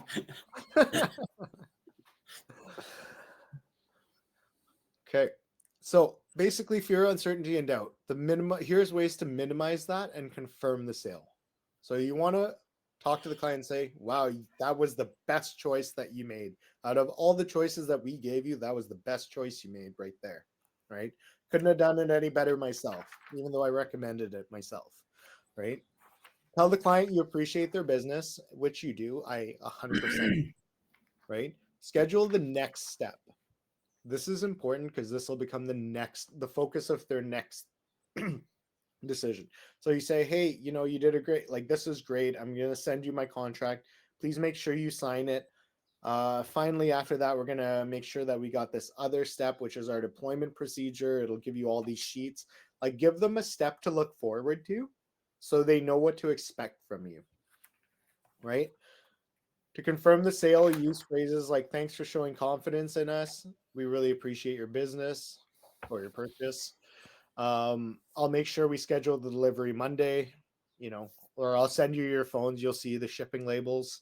I can assure you made the wise decisions. Congrats, you made the right decision, that sort of a thing. Make sure you do a replay of your calls.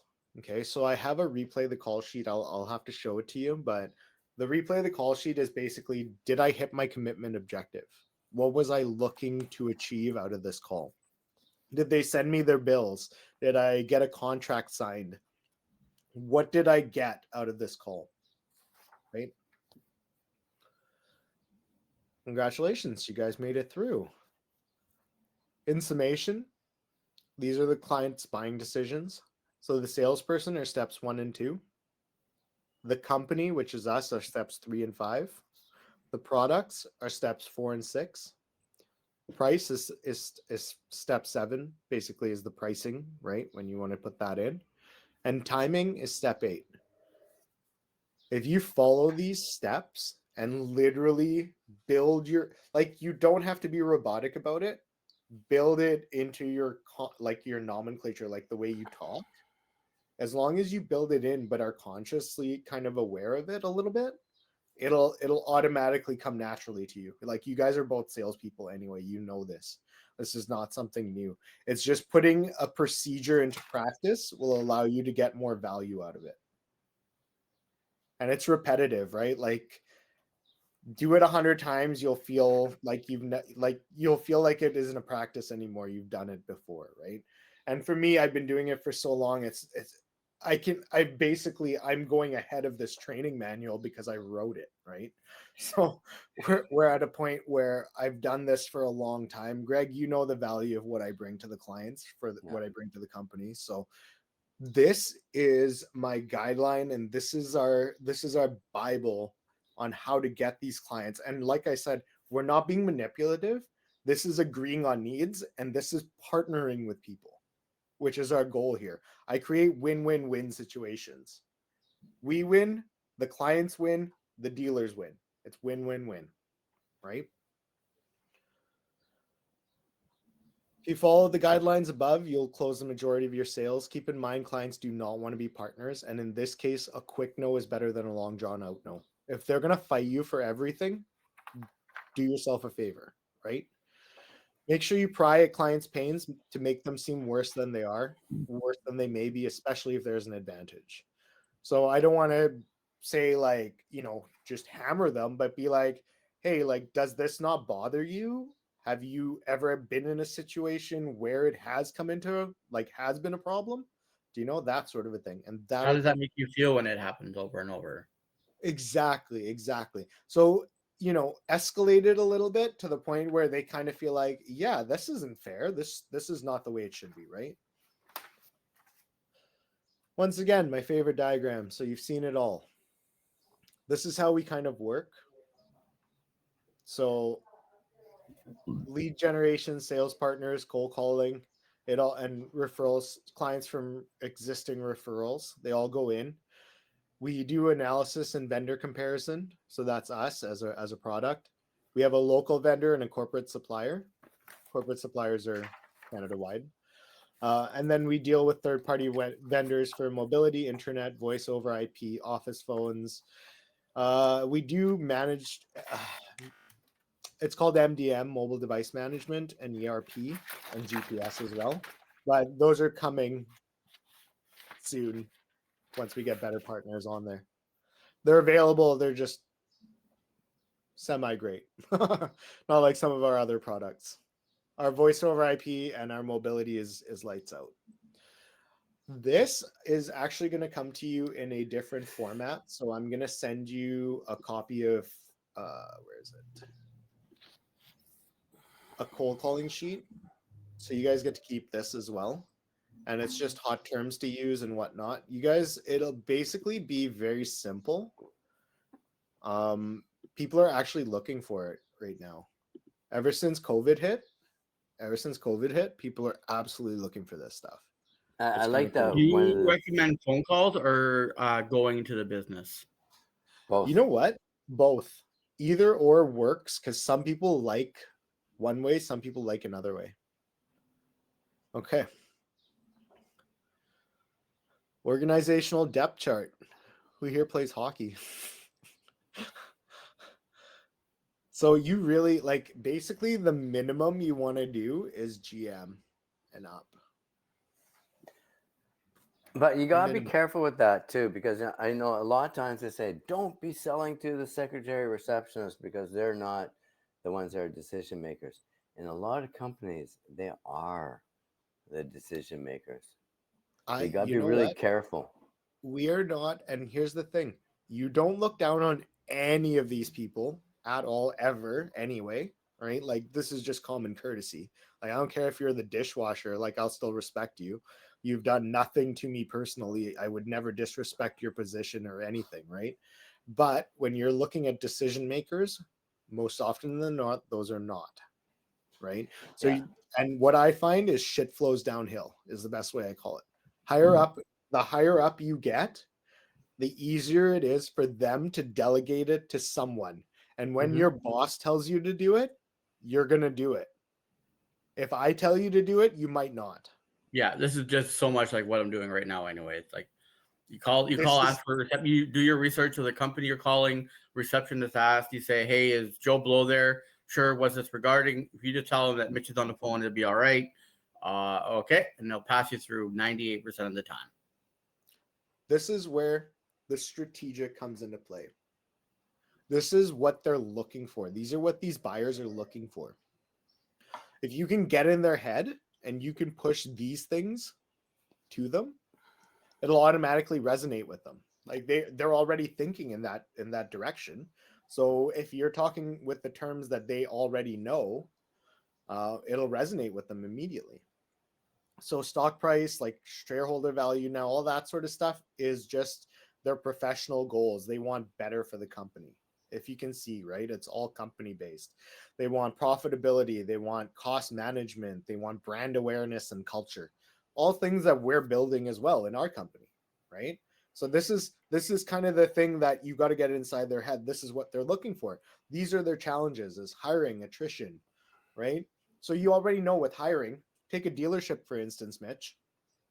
If you're a president of a dealership, person A leaves your dealership and goes to dealership B with their cell phone number. What do you think happens to all the clients on that cell phone? They go to dealership B, right? So this is strategic. Hey, what if I gave you extension 101 for Mitchell on the company office line? So then Mitchell can still receive it on Mitchell's cell phone, but it'll be extension 101. So when Mitchell leaves dealership A and goes to dealership B, 101 retains in dealership A and they can reassign it to somebody else, right? So now you're thinking strategically, Yeah. And right? that's really good for salespeople in a dealership because they're always out on the floor. They're not at a desk phone. They're on the floor and they've got their cell phone with them. Okay. And here's another thing. Mitchell brought his cell phone, which the dealership is now subsidizing him for. $30 a month, let's say, $40 a month, whatever it is. When Mitchell leaves, that's still his cell phone number. The company can actually give Mitchell a office number that is on what do you call it, an eSIM. So Mitchell can use his own cell phone, but can have an office phone number, office cell phone number that he can receive all his calls on as well. But that's not an eSIM. That's just the app on your cell phone. No, you can have office phone number with extension 101 and Mitchell's cell phone number, which is company owned. You can have two different ways because now the company can provide Mitchell with a cell phone that the company owns, that when Mitchell leaves, they can reassign that cell phone to a new person as well. Yeah. Right. It's all basically hand over. You can basically reuse the same things over and over again.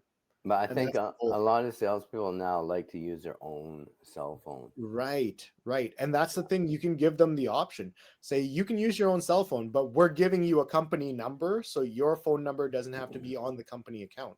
And that's good for the salesperson as well, because then they don't have to port their number in. Yeah. And then it's the company's liability. So when they port out, they need to have it. Do you get what I'm saying? It's all one vicious cycle. In car industry, they don't really do phone plans for the sales guys, but yeah, I hear what you're saying. Right. But Okay. the receptionist answering the phone in a car shop or car dealership has got a call for Mark in extension 121. it's easier for it just to go transfer 121 than it is to go to a One cell hundred phone. percent. And then they go to their phone if they're not at the desk Yeah, instead of searching around. Where is this guy all the time? yeah. Exactly. That's a And it big. goes to their That's a cell phone. game changer, actually. There you go. There you go. Right. And this is why I'm saying this is what we do, right? And a lot of people need to just get their mind wrapped around it, saying, hey, look, it's existing technology, it's already out there and it's been perfected. Like if you're not doing it, you're already behind the times, as it were, right? Yeah. In this case too, like hiring and stuff like that, that's where I went with this, but there's a lot of other little things too, like cost pricing, but a lot of it is just if you want to retain somebody, you give them more perks too, right? Like getting a company cell phone is a huge perk for a lot of people. Then they don't have to pay for their personal line as well, or they can downgrade it or whatever. Reese, what do Yep. you've got challenges, geopolitical influences. What is that? Company sales or like um a huge corporation, all of a sudden, if the government changes, they might be getting funding from one set of government, but then the next government comes in, they cut the funding, right? So they're always aware of that. So they have to be basically they're involved in campaigns. Like if you go to like giant companies, they will be donating to one campaign or another. Like it's geopolitical. They have to be involved. Okay. And then basically it all boils down to this, right? They want to make money. They want to have time with their family. They want their legacy, right? The more they build this company, basically, I'm an owner, right? So I know this. I feel like the company is basically like another child, as it were, right? Like another, basically, it's a part of me, right? Like I've grown this thing from nothing. So I feel proud of it and I feel like growing it, right? Same thing with them. They want the same thing as I do, It's right? their You ego. want the same thing. You want the same thing as well. Both of you. I know you Yeah. do, right? Ego. That's what's important. My Well, it's ego. not just, you know what, ego is one thing, Greg, but you don't need an ego to just be a decent human being in that sense, Yeah, right? but Like for a lot of people, it is their ego. They like it to is. look good. They like And you to. want to stoke their ego, Yeah, right? Like you want exactly. to make sure, like a VP, COO, all these ones, except for president, owner, and CEO, if you want to get in easy, stroke their ego for sure. Yeah. For sure, for sure. Director and controller, basically, they want to look good to their bosses. So profitability, productivity. Those are your key ones right there. And usually they're the ones going to be making 90% of the decisions, right? These guys will be making about 10-20%, you would say. But here's where you get most of the decision is in this suite of people. The president will sign off, but the director, controller, or manager, GM, I guess would be controlling that aspect. So they could also be a signing authority. So this is where you kind of want to spend a lot of your time.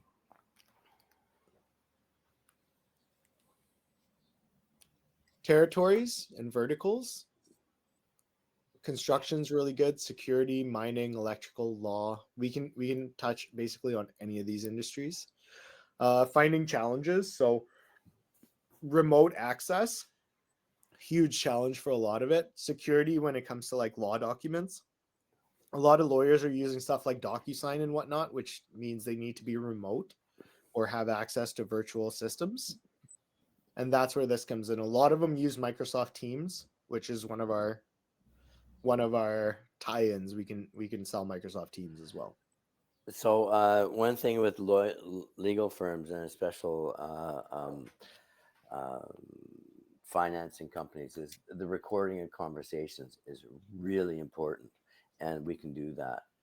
So customer, like especially a stockbroker, for example, client says, "Oh yeah, go and sell," and so the customer sells, and then finds out that, oh shoot, the product goes flying high and comes back. Why'd you sell it? You didn't. I didn't tell you to sell it. Well, you can go back to the recording. You can say, yeah, you did. Here's the recording. Yeah. Alrighty. So these are just call dialogues, and I'm going to send this to you in the other package, but it's very basic.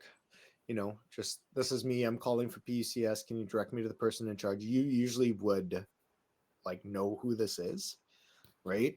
The person in charge is somebody you would say, hey, can you direct me to Brad, right? Don't even use last name. Just be like Brad. And if they say Brad who, then be like Brad this thing. And they'll be like, oh, because usually if you're calling to talk to Brad, the receptionist's not going to ask not going to ask why you want to talk to him, because Brad probably called you to talk to him, right? So they're not going to ask questions that's above their pay grade. Brad might want to talk to you. You just put me through, right? And basically that's where you want to go. You just authoritatively say, can I speak to whoever? And they will most likely put you through. If they screen you, then be like, okay, well, then, I want to let you know I'm the new representative in the area. Right.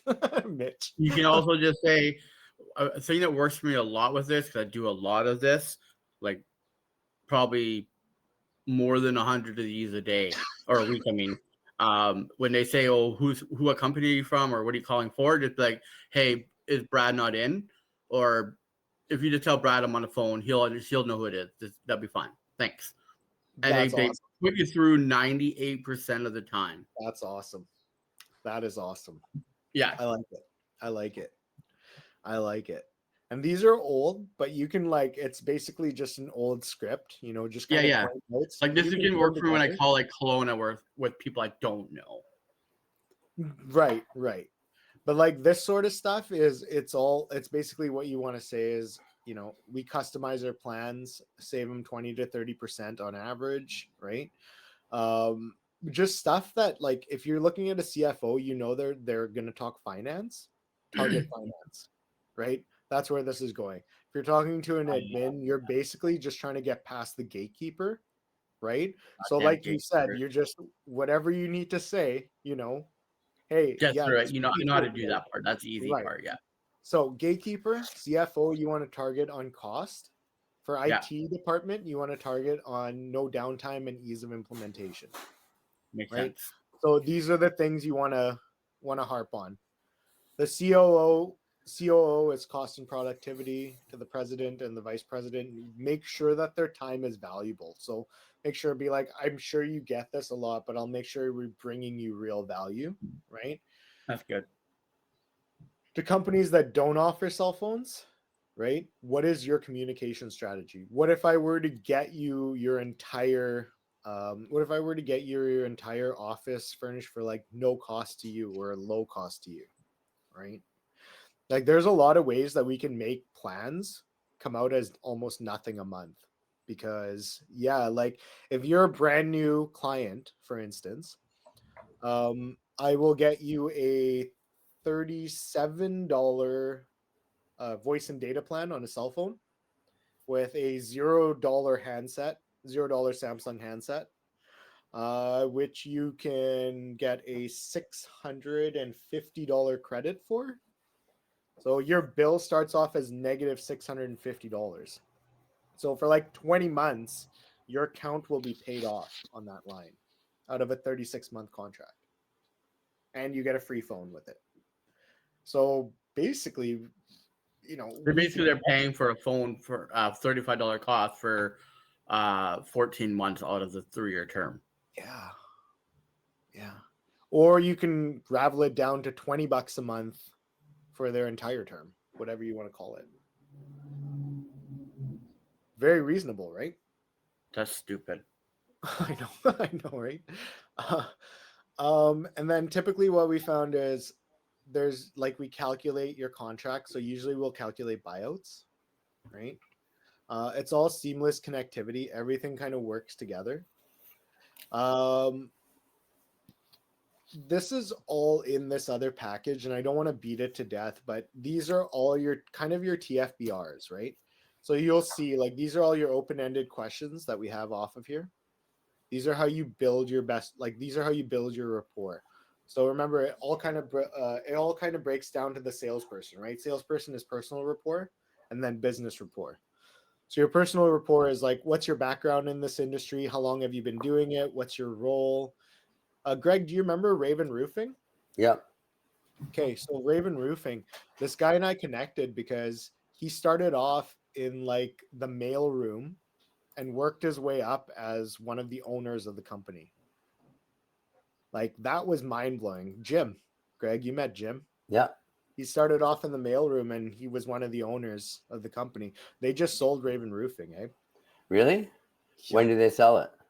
Just recently, like February or something. So is Jim still involved? Yeah, he's gonna introduce me to the new CEOs. Okay. He's still involved now, but for like only a couple months. Anyway, I'll digress. Little bit about their job, what they do, how long they've been doing it. A little bit about their core business, right? Like, why did you get into this? You know my why. I've told you that a million times, right? Like, they'll tell you that. Their general needs. Why are they looking at new solutions? Does your boss feel the same way, right? If you could rate your challenges, how do you prioritize them? Like, what's your worst pain point, kind of a deal? Business issues. What are your key priorities? Where is it? I forgot. There's one that's very specific. It's like, oh yeah, here you go. What major projects do you have planned for this year? And do you see this as a project? Do you see this as a key project to fund other projects? So if I give you all this value as say there's 10 lines and I give you $6,000 of value, right? As this buyout. Do you see not paying your phone bill for the first 10 months? Do you see that money being put into other places? Does that make sense? Like, you don't have to pay your bill for the first 10 months. You can do other things with it. Do you see that money being used in other places? And then they say, yeah, it's going to go into our voice over IP system. Oh, fantastic. Let me and Greg help you out on that. And that's how you kind of move them over. Right? So Greg, like, that's money. That's Greg's right. money. So now you know you've got 10 months of free service on your cell phone plans. You should use this to implement a voice over IP system, which your cell phone is now an endpoint for. That's a free device. Where is the best place for me to go get knowledge of VoIP? Just YouTube it, or? That's me, man. I'm going to show you. Everything you need to know comes out of between me and Greg. Okay. So don't do the YouTube thing. Don't worry about it. For the most part, all you need to know is like there's gonna be 3 or 4 questions that you need to tell us right off the bat so we can diagnose and get us a bill. And basically it's how many people are using the phones, how many people have desk phones, right? How many people are on the phone at the same time? I think that's about it, right, Greg? What kind of network are they on? Yeah. Who's their internet provider? Yeah. And the internet provider, if you can get me an address, we can actually get Shaw, Rogers, TELUS, whatever is available, we can sell it. So we have access to that.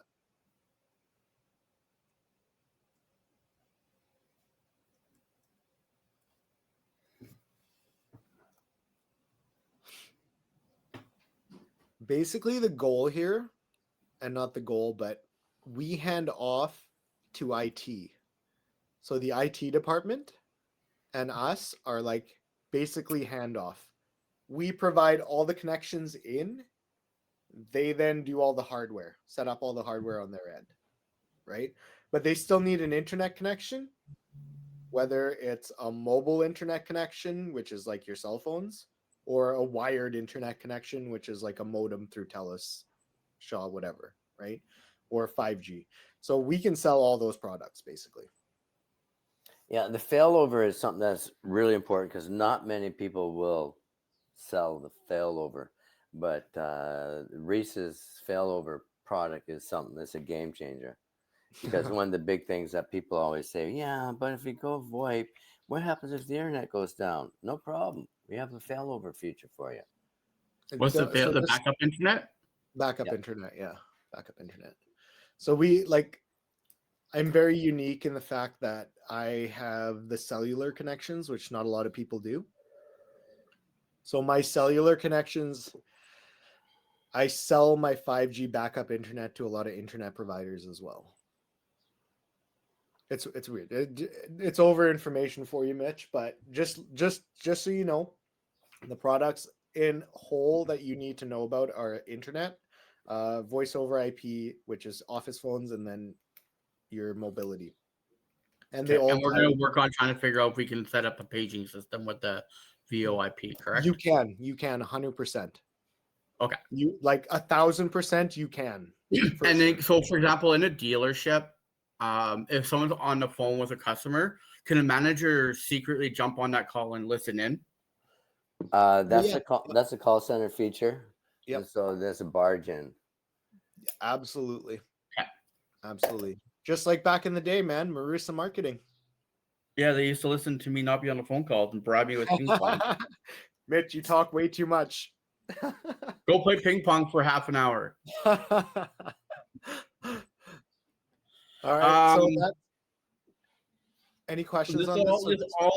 So basically, my objective is verifying if they're on VIOP phones as it is, getting a bill. Yeah, that's basically it. Doing a proposal. Yeah, I'd be careful because they may not be on a VoIP phone system, and you can come along and say, "This is great." You can show them how you can go to a VoIP system, or just ask them what they're using right now ask for their them what they're using right now and get a bill. Like and if a you bill. get a bill, chances are we'll be able to extract some information from that. And then if they say, "Oh, I have a physical box on the wall," ask them, right? Say, "I have a physical box on the wall." Try and get pictures. Get them to send you a picture. Or take pictures of it and then send them to us. Yeah. If they have a what, sorry? A box on the wall. They say, "Yeah, we have boxes," because a lot of them don't know what they have, right? So they'll be like, "Yeah, I have a box on the wall, but I don't know what it is." So take pictures and we'll be able to tell you. Take pictures of their handsets as well. Yeah, their phones. Okay. The more information you give us, the easier it's going to be, right? Like we're doing it virtually. We can do a Zoom call, right? In that sort of a capacity. But the more, like, if you take pictures and give us that kind of stuff, then it's helpful. And we can come back with something more valuable for the client, I would say. Yeah. So I'm technically not talking about billing or credits. That's kind of like your deal, right? Yeah. So on the cell phone side of things, I will give you everything, right? The customer is billed by Rogers, Telus, and Bell. So that's a separate issue. On the voice over IP side of things, you are billing the customer through I set my QuickBooks. Yeah, I set my QuickBooks up. Perfect. Yeah. And then so you like get that monthly recurring revenue. And I turn into Hector the Collector. There you go. All right. Next up. So this first portion was the personal rapport, business rapport, general needs. So this is the first few steps 1 through 5, right? And then you want to get into the budget, right? How much do you have set aside for this project?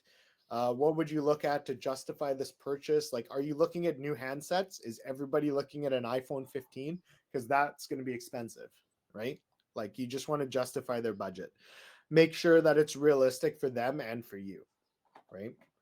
Competition. Are you looking at anybody else? Very simple. Like, are we the only ones here that you've talked to so far? If so, awesome, because that's exactly what you want. You want to be those guys. Time frame. When do you think you can make a change? Right? Where is it? What does it mean to you if your time frame isn't met? That's your little key right there. What happens if we don't meet that time frame? Kind of a deal, right? Value. Do you understand our value? Do you understand what value we bring to you?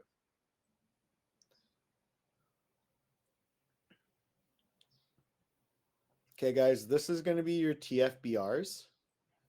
I've got a whole bunch of them here. So I'm going to say before we get into this, do you guys want to take a break?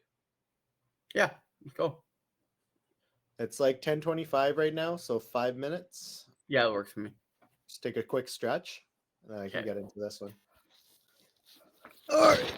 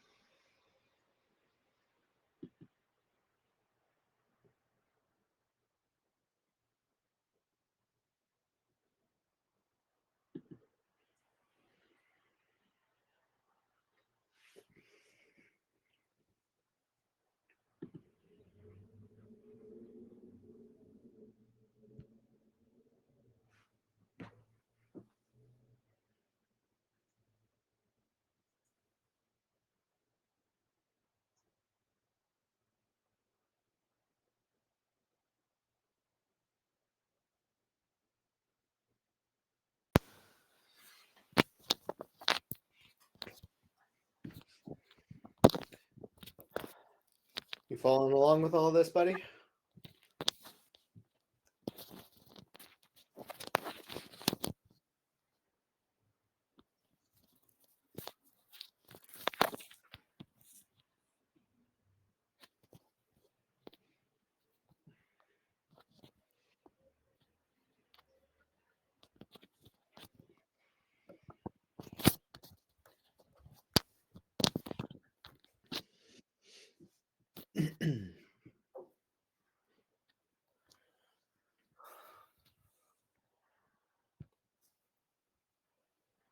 Following along with all this, buddy? Oh yeah. Oh yeah. So he's in Kamloops. He's going to be dealing with dealerships, man. Good for him. Mitch is a good guy, man. How do you know him? Mitch I used to work for Sprint with him. Sprint call center. Was that the one down on Terminal in Vancouver? No, we were in I was in Kelowna. Mm. Him and I were both in Kelowna. And they had a Sprint call center down in Maine and Terminal. Oh, did they? And just talking about our old school days there, Mitch. It was so fun, man. It was. It's where I met my ex-wife. Oh yeah, right. I forgot. What was her name? What was her name? Jackie. Again? Jackie, right. Yeah. Someone told me she just got single, and then I went up to her cubicle and I took her to Wendy's and made her buy me Wendy's, and the rest is history. Made her buy you Wendy's. Such a gentleman. Yeah. Maybe that's why I'm divorced. I hooked up with that Ashley girl from there too, but like I remember you and I used to like hit up the pubs and stuff after, right? And you had those. It was easy back in the day. Those game nights and all that sort of fun stuff. Yeah, we used to have fun. Oh man, that was like what, a decade ago? More than that. Oh god, too long. Like so long ago. Almost 15 years. Jeez. Like it's crazy, man. Yeah. Crazy to think about all the times back when you're young. It's like, and I don't remember a lot. It's crazy. Yeah. Hey, is Sprint still around? Not up here. Not up here. I think down in the US it still is. Huh. Sprint, AT&T are still. I think they gave us nice payouts when they shut down our location. They gave us nice payouts. So. Oh, that's good. Yeah, I think they paid us like 4 months. Yeah, something like that. It was Sprint, AT&T. I used to deal a lot with Primus when I was selling PBX systems. I met some Primus girls, and they would be out selling lines, but they didn't have a system to it. So she'd sell the lines, and I'd sell the equipment. It was a great arrangement to have. There you go. You guys were asking me what TFBRs are. So I've made 15 of them. And basically, you want to hit on at least 4 or 5 of them. If you can hit on 4 or 5 of them out of 15, you have a way better chance of closing any sale. Oh, this is good. This is good because if you can memorize all these things or keep them in the Right. back of my mind, then when I'm in front of a customer, bang, I can, oh yeah. That is exactly right. Or you know, a lot of the times when you sit there and you're kind of going, oh, I don't know what to say. I don't know what to say next. Well, you can come up with the TFBRs and say, oh, reiterate that, because that's happened quite too many times than I can think of. When you're with a customer and you're right in the middle of a process, you finish your point, and then you go, what now? Right. Right. And this is where this comes in, is you have something that you can relate to that you both agreed upon. Yeah, exactly. That you both agreed on. That's the key. Both agreed on. That's exactly right, is the key. Okay. So the cancellation, right? Cancellation, remember I was telling you Mitch conversion credits, right? You know that. So we take that into account. So if you look at our buyouts, you'll have oh, in this case it didn't have it, but you'll see most of them will have a buyout and then the credits and then an offset. Does that make sense? And that's key to if we're going to pay your cell phone bill for the next 8 months, they want to know that. That's right. That's right. So that still gives you $137,000 worth of value. The way they were doing it is just completely wrong, because I was going from 5,600 to 2,300. Right? Yeah. Downtime. So downtime is another one. People are like, "Oh, my phones will not be working." I'm like, "Well, no, I heard TELUS Business Connect gets really glitchy. Yeah, like no, and I don't mean that. That is because Business Connect has not been set up properly on their internet. I used to work with Tom Harris, and I used to sell Business Connect when it first came out, and they were always adamant, just use their current ADSL or their current internet, and that's why they got problems. But that's our benefit. That is our benefit, because we can put them on a good package. We want to make sure that if somebody's going on a VoIP system, their internet, if it's TELUS fiber, that's the best, the absolute best. If it is Shaw internet, that's not as good. Sometimes Shaw puts up blockers on their network, so we have to get those blockers removed so we can put VoIP traffic over it. And don't forget though, Greg, and this is where the cell phone side comes in, is the redundancy is you have the mobile app. So even if your office internet is gone down, like you have a power outage at the office, right? Your calls can still come to a mobile app, right? Your office phone calls can still come to your mobile app. So the idea of having a snow day or any of that junk doesn't exist anymore. And I remember one time when I was with a customer, and I was saying, well, one thing you got to keep in mind is what happens if the power goes out? And kind of looked at me and said, well, if the power goes out, then I got my mobile phone. And I went, oh, yeah, you're right. But that's the idea of, like, it's basically we are budgeting for redundancy, right? Having a 5G backup internet connection to your regular internet connection is just backing up your it's just being redundant. You're getting that extra level of service and protection. That's all it is. So it's business continuity, right? Downtime is when billing spikes, right? A lot of people are like, holy shit, I went roaming to the States and I got $1,000 bill. And you're like, okay, well, I can get you the same thing. You're going to be paying a lot less a month, right? So it's just building those plans into it. But keep in mind that when you're in the United States, you're calling. It's basically, you can be anywhere in the world that you can send and receive calls from. So like if you're in the Philippines and you want to keep on working or have a meeting, no, not voice over IP, Greg. I'm talking about like connection. Well, no. Okay, you're not going to be, if you're going on a vacation, you're not going to be unplugging your phone and taking it with you, but you will have a cellular connection with your voice over IP line to it. is what we're trying to get at, is we will build the entire system for them. So it's not piecemeal, right? And that's one of the values that we bring. So with the billing spikes, you're not going to get billing spikes on your bill because you know that we've covered you for that eventuality, if that makes sense. Service, same thing. 1-800 number, right?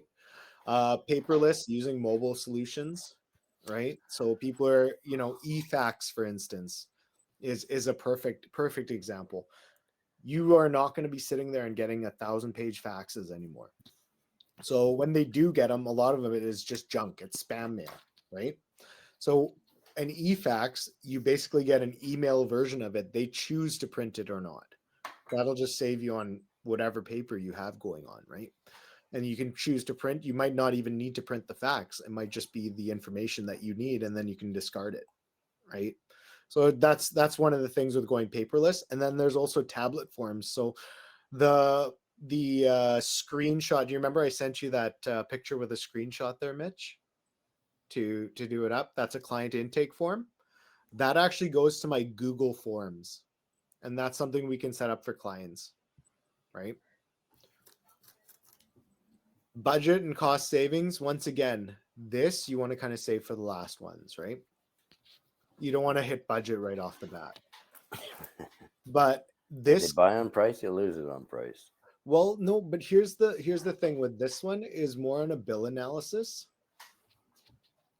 right? So you can use this a little bit differently, right? It's more on the budget side of things, where we do a bill analysis and we save 30%, right? It's not going to be, we're not giving them a price. We're saying we save an average of 30%, which is actually pretty normal. Account support, that's us, right? Frustration with 1-800 numbers, that's us. Account manageability, that's us. Billing issues, that's us. What is the story with the frustration of 1-800 numbers? They don't have to call 1-800 numbers. They call us. We deal with it. We'd handle all of their phone. They can take that time that they're dealing with problems and calling the 1-800 numbers for TELUS, and they can take that time and put it back into their business while we take care of that stuff. Precisely. Yeah, that can you add that point into the service? And that, because when I see frustration with 1-800 numbers, I would think, well, what's the problem with my 1-800 number too? Because we offer 1-800. This is you. This is you, Greg. PUCS has an in-house solutions engineer to deal with your particular account. Okay. This allows you to help troubleshoot any issues that may arise. Having an expert to suggest other ways to add value and increase productivity to your end users. Can you say you won't have to call the 1-800 number in there? Well, you brought up earlier with the frustration you experience with dealing with standard tech support centers. And so this is something different. Like a bullet sign saying no 1-800 numbers. Yeah. And this, you can, this is basically you're talking to them, right? So this is not something you're sending out. You would never send this out to a client. This is just how you want to speak to them, right? That's right. These are our notes. These are your notes, you bet. Yeah. Right, this is all internal stuff that you want to kind of memorize and then off the cuff use it, right? Yeah, Mitch, especially you, right? Some of this stuff you'll need. Yeah, because I'm sorry. I thought in my mind I was thinking customers going to be seeing this. No problem. These ones are the us side of things. So single point of contact, right? You're the customer's single point of contact, Mitch. You contact the customer, you then relay the information to us, and we put it into practice for you.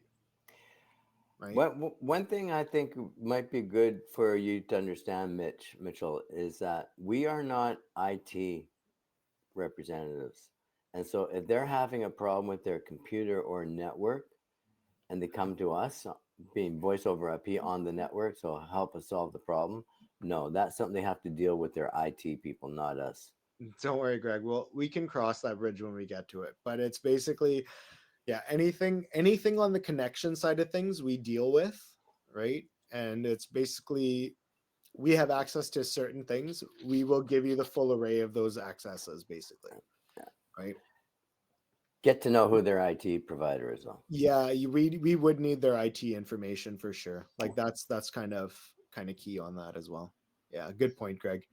Usually we can, because we connect on so many pieces with the IT department, it's 100% a great idea. Like, you definitely want to make sure that you know who the IT department is. And a lot of companies, some of them, if they're not big enough, they'll have a third party company. So you want to get that information. Okay. Subject matter expert. We are basically, it's our system, right? So if there's something that we can't figure out, we do have another team that can help us out kind of getting it all administered. But for the most part, we know a lot of our systems. We can build it, we can maintain it, all that junk. And between me and Greg, we figure out some things that we don't know, right, buddy? Trial and error. But yeah, basically put, like, most of the stuff we've got under wraps. If there's something unique that we don't know, we can figure it out. Okay. Business internet continuity, like VoIP continuity, all those continuity portion of things is basically, if you give us the access to a full system, we will build you a full system, right? If you want to do piecemeal with us, you're going to get piecemeal. But if we work together with everything, so your internet, your mobility, all that sort of stuff, all together as one system, you will get the best value out of us, basically, right? And that's what we're going for. Well, how do I get paid for internet again? Internet is basically, we'll get a lump sum. It's not a lot. It's like 150, $200, but you'll get 45% of that.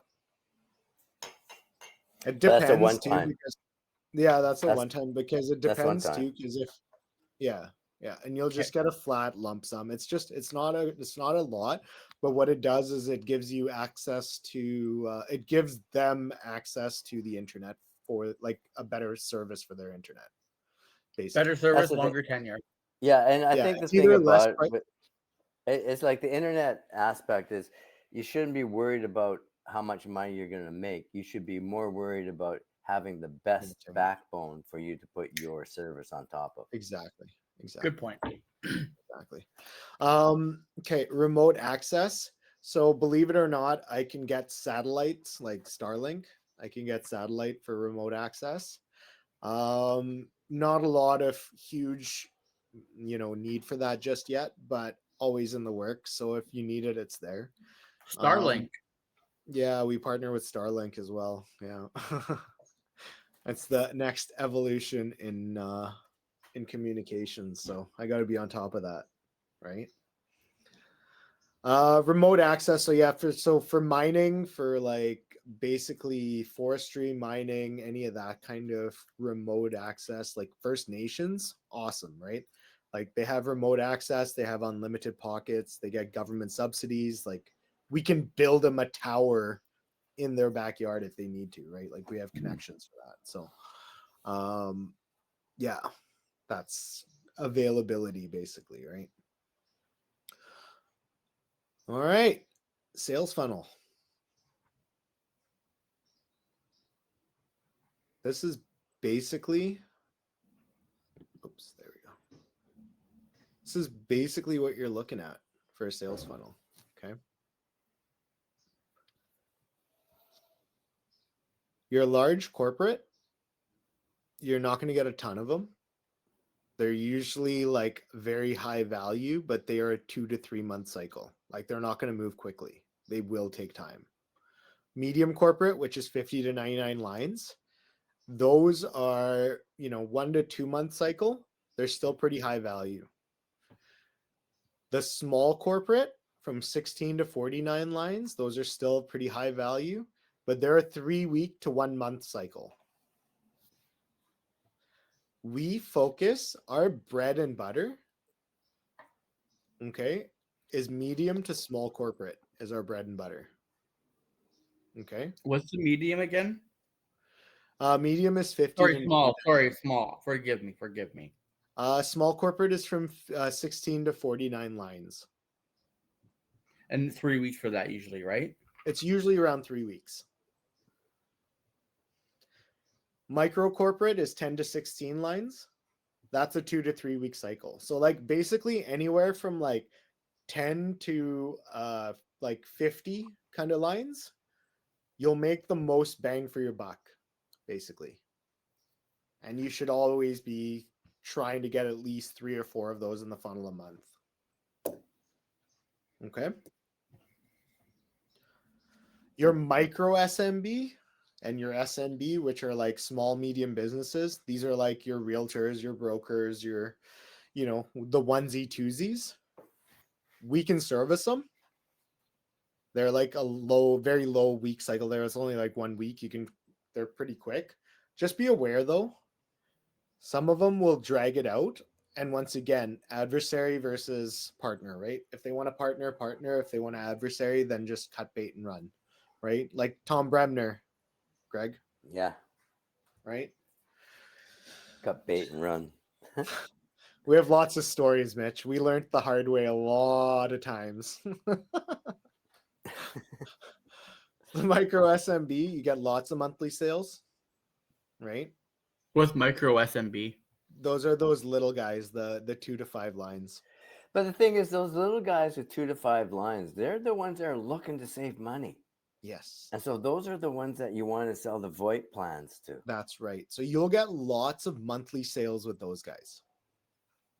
Yeah, because they're little, you'll get lots of them. And They'll so the all thing be is that you keep in mind when you get monthly recurring revenue of $5 per user and you got 20 users, well, hey, what's that? That's $100. Not a lot of money, but every month. Well, he's getting 15 a user now, apparently. Oh. Mitch. So that does add up. Yeah. That's But you get every month. I'm noticing your trend of people are paying $35 out here. That's why I'm saying 30. Yeah, man, go for it. Like I showed you, I showed you Business Connect, so that's your actual direct People are competition. paying 35 out here for a lot of Business Connect, and I'm gonna smash those guys. There you go. Right. Medium to corporate and large corporate, you'll probably do 2 to 3 sales a year. Medium corporate, you'll do 3 to 4 sales a year. You do 3 to 5 sales a quarter. So that's why I said these micro, medium, and small corporate, those are where your bread and butter comes in. Basically, you'll sell a lot of those. Hot terms to use is communication consultant. We build a custom system. That's really good. Physical premise, so PRI systems won't be supported. So those are your digital, your physical boxes, right? That are going to be phased out pretty soon, right? Within the next 2 years. We host your calls in the cloud. It's all cloud-based. Cloud is a pretty big term these days, right? I think it was Chris Miles that was telling me that the BC Tel is sending out to their regular business customers that we will no longer be providing you analog lines. You need to switch over to a voice over IP system. And It's wow, coming. that's great. That's opened the doors for us right there. Yeah. So we are pre all of this, as in we are coming in before this is becoming a thing, right? And that's where we're gonna make the most hay. Like basically everybody's like, shit, we're on the old system and the old system's ending. We need to get a new system, right? That's where we go in and we're like, I can do that for you, right? I'll do that for you all day. And there you go. That's where we build our base. Okay. We can transcribe all your calls, like he was saying, Greg was saying. We're a third-party system. So we are not Rogers, Telus, and Bell, but we manage Rogers, Telus, and Bell.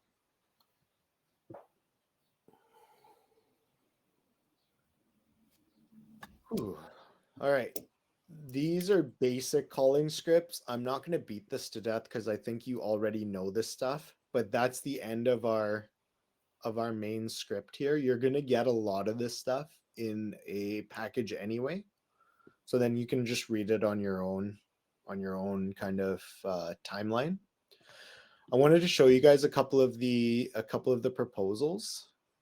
So Greg, you already know this, but these are my proposals. Usually what I'll do is I give them a analysis, which is a freebie. So they give me their bills, I'll give them a free analysis. Yep. You will handle that. I don't do that. Is that correct?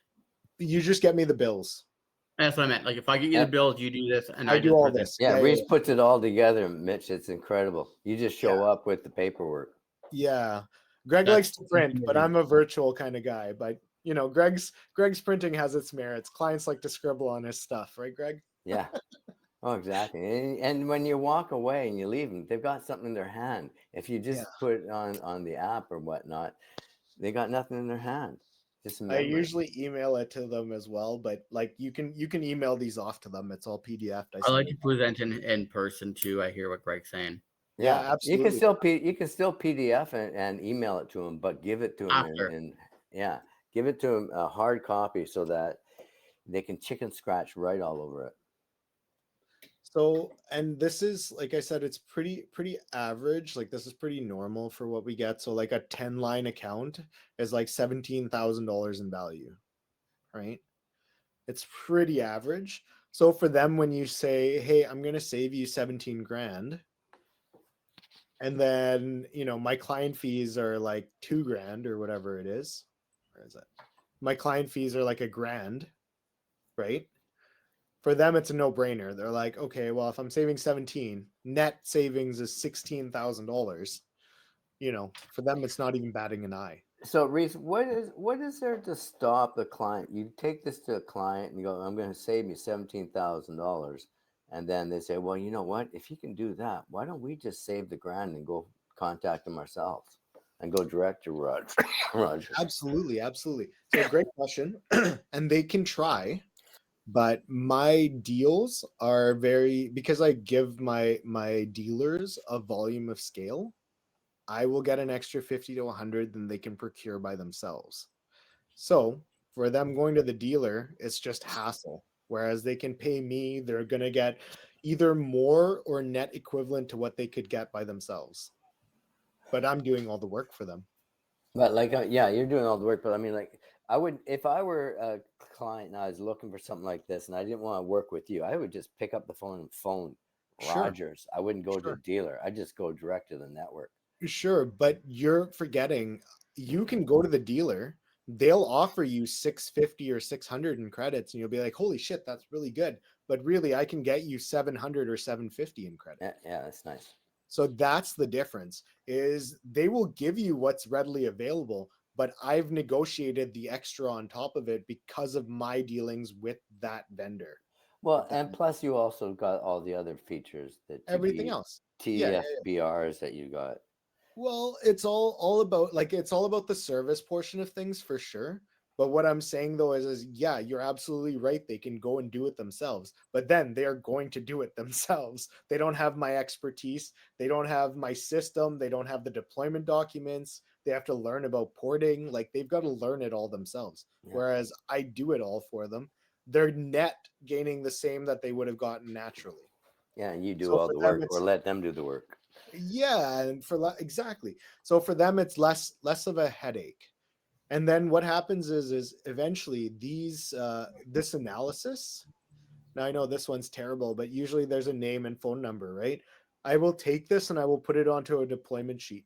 So for them having all their numbers and everything all together, it makes it a little bit easier as well. But you also, when you give them the 3 versions, do you also tell them this one's Rogers, this one's Telus, this one's Bell? No, I do it as a blind, like a 3-way blind.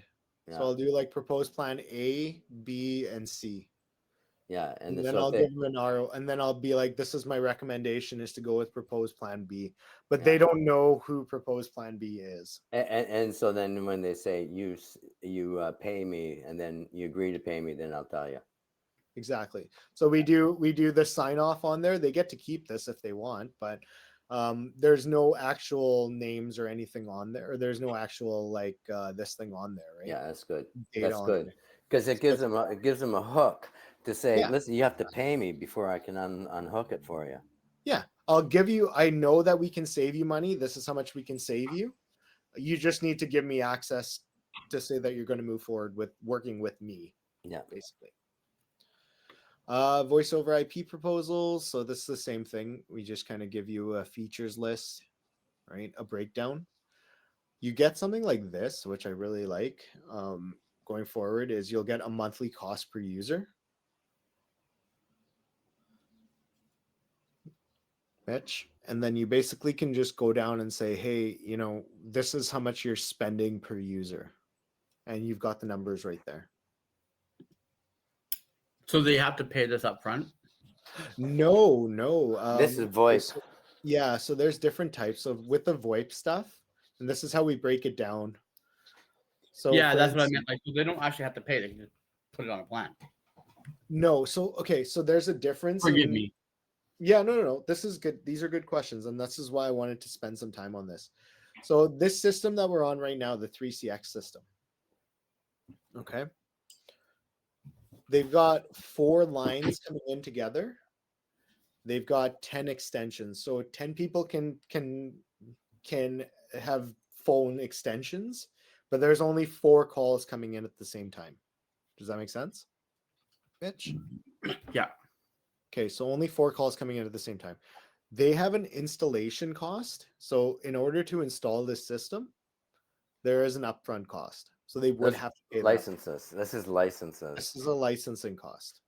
Okay, so there is an upfront cost for this. But basically what my plan does is it takes the upfront cost and the monthly cost over a 36-month term, and it gives you a cost per month. So what it does is it takes your upfront cost and your entire 3-year cost, and it gives you a cost per user. This cost per user, whether it's 0 upfront or it's 1,000 upfront, right? See, notice this one upfront is only $2,000. This one upfront is only $800. It may look like $800 upfront, but the 36-month cost is $8,000. It's going to cost them $26 a user, right? Whereas this, you're paying $2,000 upfront, but it's only going to cost you $23,000 a user, or $23 a user at the end of the day. Does that make sense? I'm an idiot. Yeah.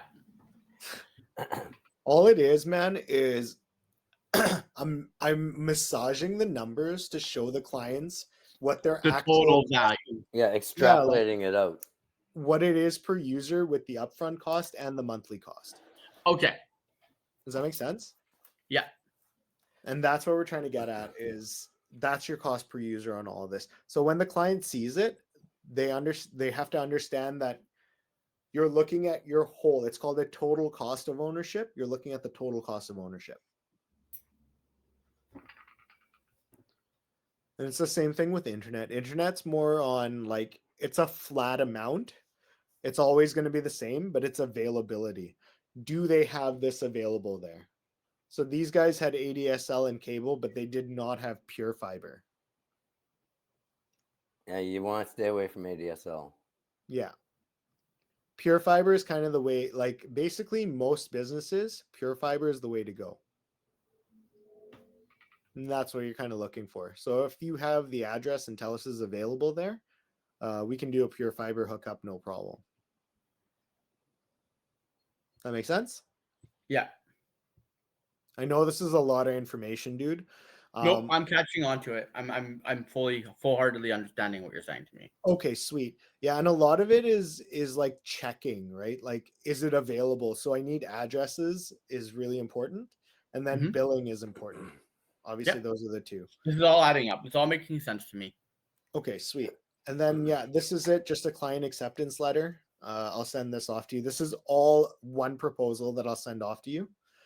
And then the client acceptance letter will be a separate piece that you just get them to sign off on, saying that they're willing to go with us, basically, right? After that, I'll get them a permanent, like an actual contract from the carrier, if that makes sense. Yep. So like I'll get them a Bell. Yeah, we're getting a commitment that they're going to sign with us so they don't shop around anymore. And then after that, we get them the legit bill. Well, we set them up on a 3-year contract. Yeah. No. Okay, stop. You're killing me. So, Okay, yeah, we do try to set them up on contracts. Of course we do. So 3-year contract would be beauty. You like basically, Mitch, and I've told you this, Greg, like Mitch, I don't think there's going to be much of a contract between you and us for term, but between you and the client, you should definitely have a term. If that makes sense. Yeah. These are these are a client I just did, and this is like 2 days ago or something. I just did These them. guys had their own phones. What's that? They had their own phones. Yeah, they had their own phones. So once And you again, still want to put them on plan with that? Is that yeah. So like if they're on their own phones, it's fine. We can do that as well. If it's voice over IP, there is we would have to reprogram them, which is a different cost. But for cell phones, yeah, that's not a problem. So this is very particular here, is like we did this one just yesterday. I'll show you the ROI. This is the ROI that we give them. So like their current plan, 14 users, their current cost, their current buyout, and their current data. It's 160 gigabytes of shared data. There's usage is like 97, so it's more than fair. Their ROI, so like I said, depending on the size of the client, 14 lines again, you're looking at 19 grand was their best ROI. Our fee was $2,000 on this account, so they were net saving $17,000. Boop. And that was our recommendation. They signed off on this. They said they were going to go ahead with it. But once again, as you can see, 39% cost savings. where was this in Vancouver? Yeah. Did they get new phones? So they are getting some new phones. Obviously, the owners love to get new phones. The rest of the people are doing BYOD. Bring your own device. Okay. Okay. Nice. Save. Boop. Very common bill, right? That was Colby Gallery. And basically we're looking for like all this data. This is the client intake form. So this is what you're looking for the information. DIDs were the printed phone numbers. How many printed phone numbers are actually out there? User extensions. So how many people actually need phones? Required features. So eFax, toll-free, or MS Teams, any of that sort of stuff. And number of devices required. How many desk phones? Hey, Greg. Yeah, You have your cell phone handy? I do. Scan my QR code.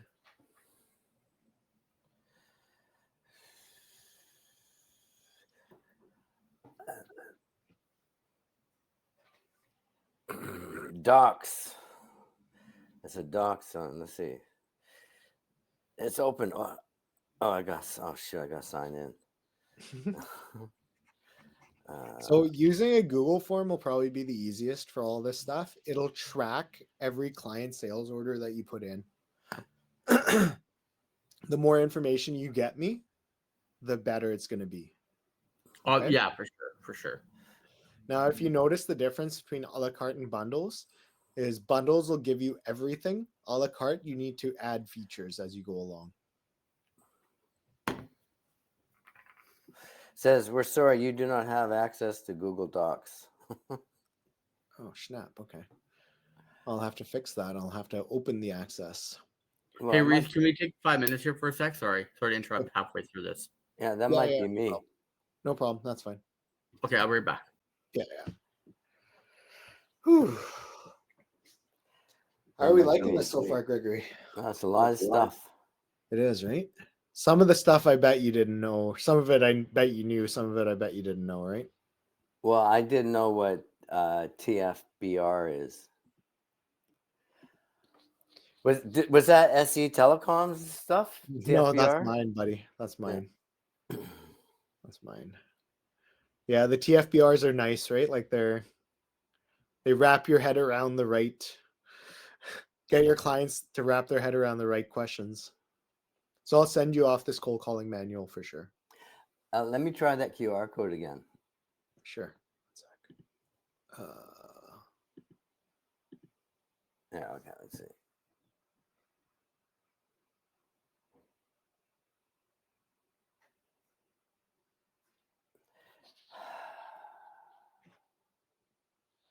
Oh, I know. Okay. Okay.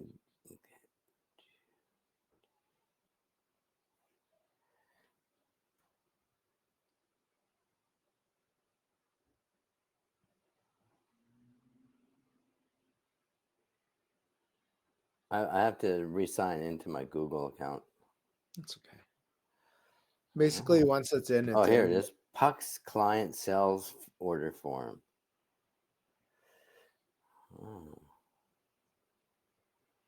Oh, who? So this is for the sales reps.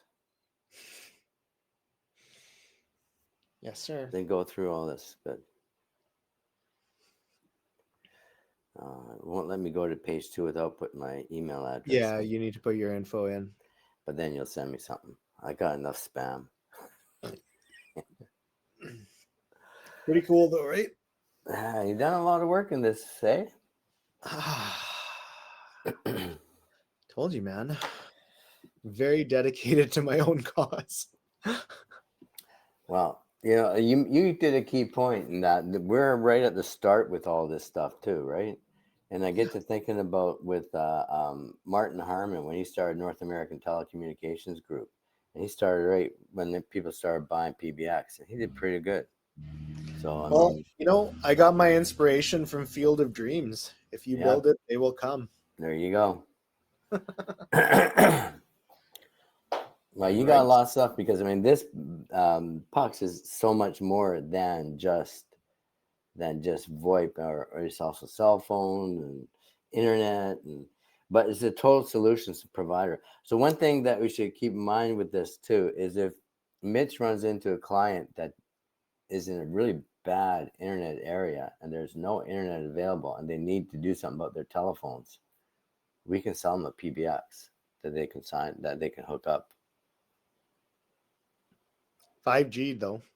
No, it's totally off the network. No, if they need to, 5G is available, is what I'm saying. They can do a virtual system. Yeah.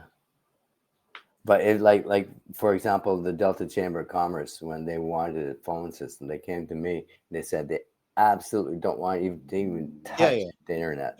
Voice. And so there are a lot of people that are, there may be a few companies that are like that he may come into. And so and that's he fine. shouldn't walk away from it. No, never walk So, away. but that's what he's got to understand. We got to tell him that. I did put in a lot of information, so I hope it's cohesive for you guys. You've been going for quite a while too, impressively. Yeah, it's like he said to me, "Yeah, we'll go from 8 o'clock to noon." And I'm kind of going, "What? How are you going to do that? 4 hours?" Well, now you know. Oh, we're at like 11:10 right now, and we're like almost wrapping up. Wow. So I guess we should just wait for BJ. Leave it in his hands now, eh? Yeah. Well, I'm gonna like touch base with them as well, but because I don't know whether I should give him a call or just let him reach out to me. Yeah, exactly. I'm gonna show Mitch something when he's back, but the TELUS Business Connect thing is funny. Because like this is hilarious. Where is it? Here, this one. So if you look at the voice and then the voice plus, or sorry, the mobile and then the voice, the mobile will not let you have desk phones, and then the voice will not let you have mobile phones. Oh. Right? Mobile app not included in the voice, and then the desk phone is not included in the mobile. So you have to be one or the other if you're taking these plans. And then here's the voice plus. That one's fine, but that includes both. But yeah, that's $30 a month, not $30. $35. Yeah.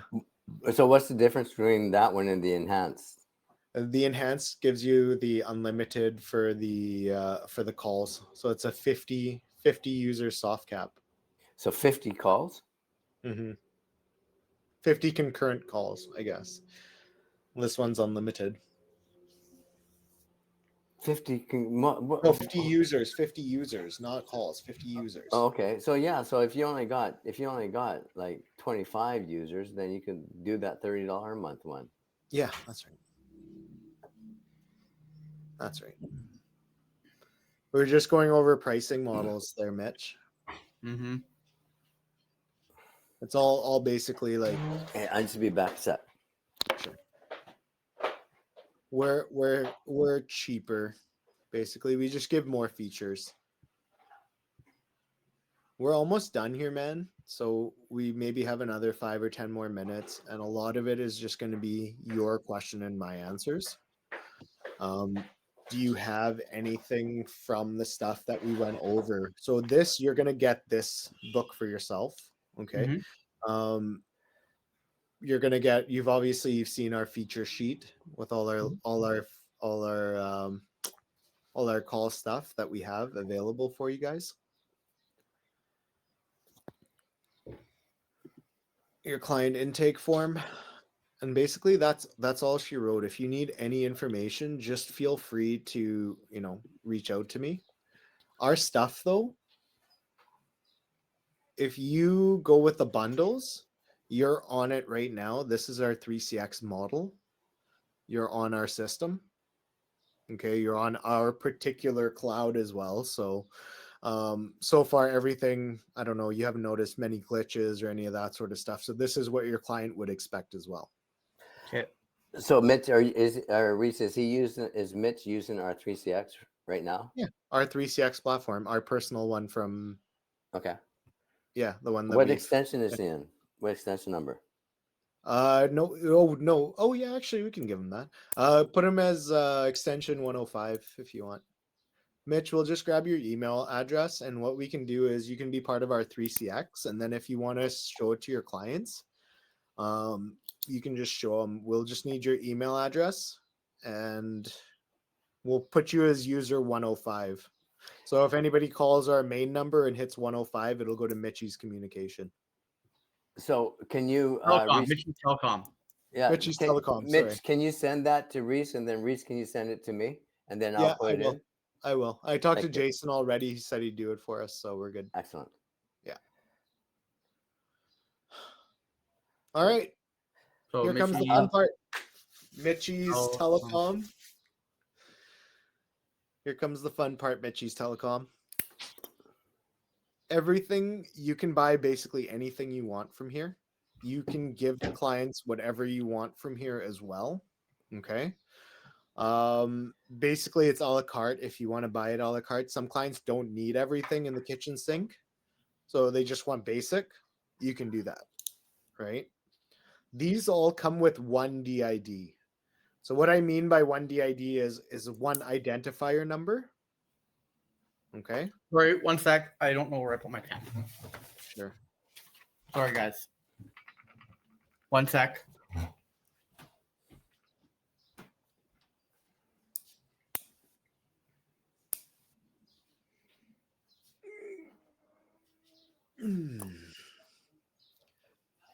Oh boy.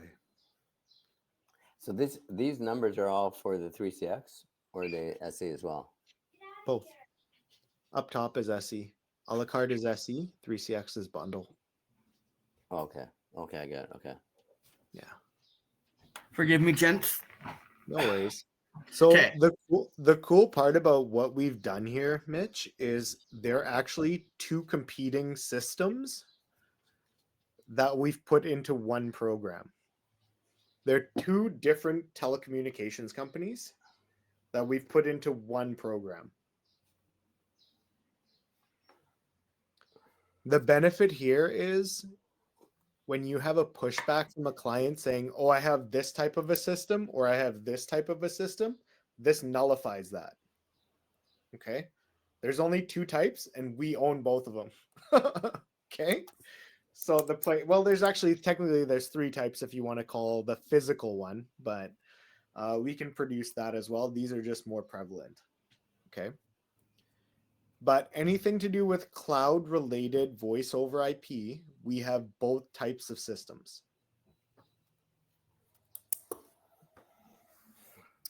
So, Mitch, one of the things you may want to consider as well, some people say, you know what, we've got 25 people or 50 people in our office, but we really don't need like 8 lines. And so sometimes it might be good to go to the 3CX model versus the other HPBX model. So I'll go over this stuff with you, Mitch. So basically, if you were to do an a la carte model, It includes one identifier number. So, the phone number that the client has on business cards or whatever it is, like one number, it includes that as well. So usually like TELUS Business Connect, you'll be paying $250 or something like that for it, or $5 for it, right?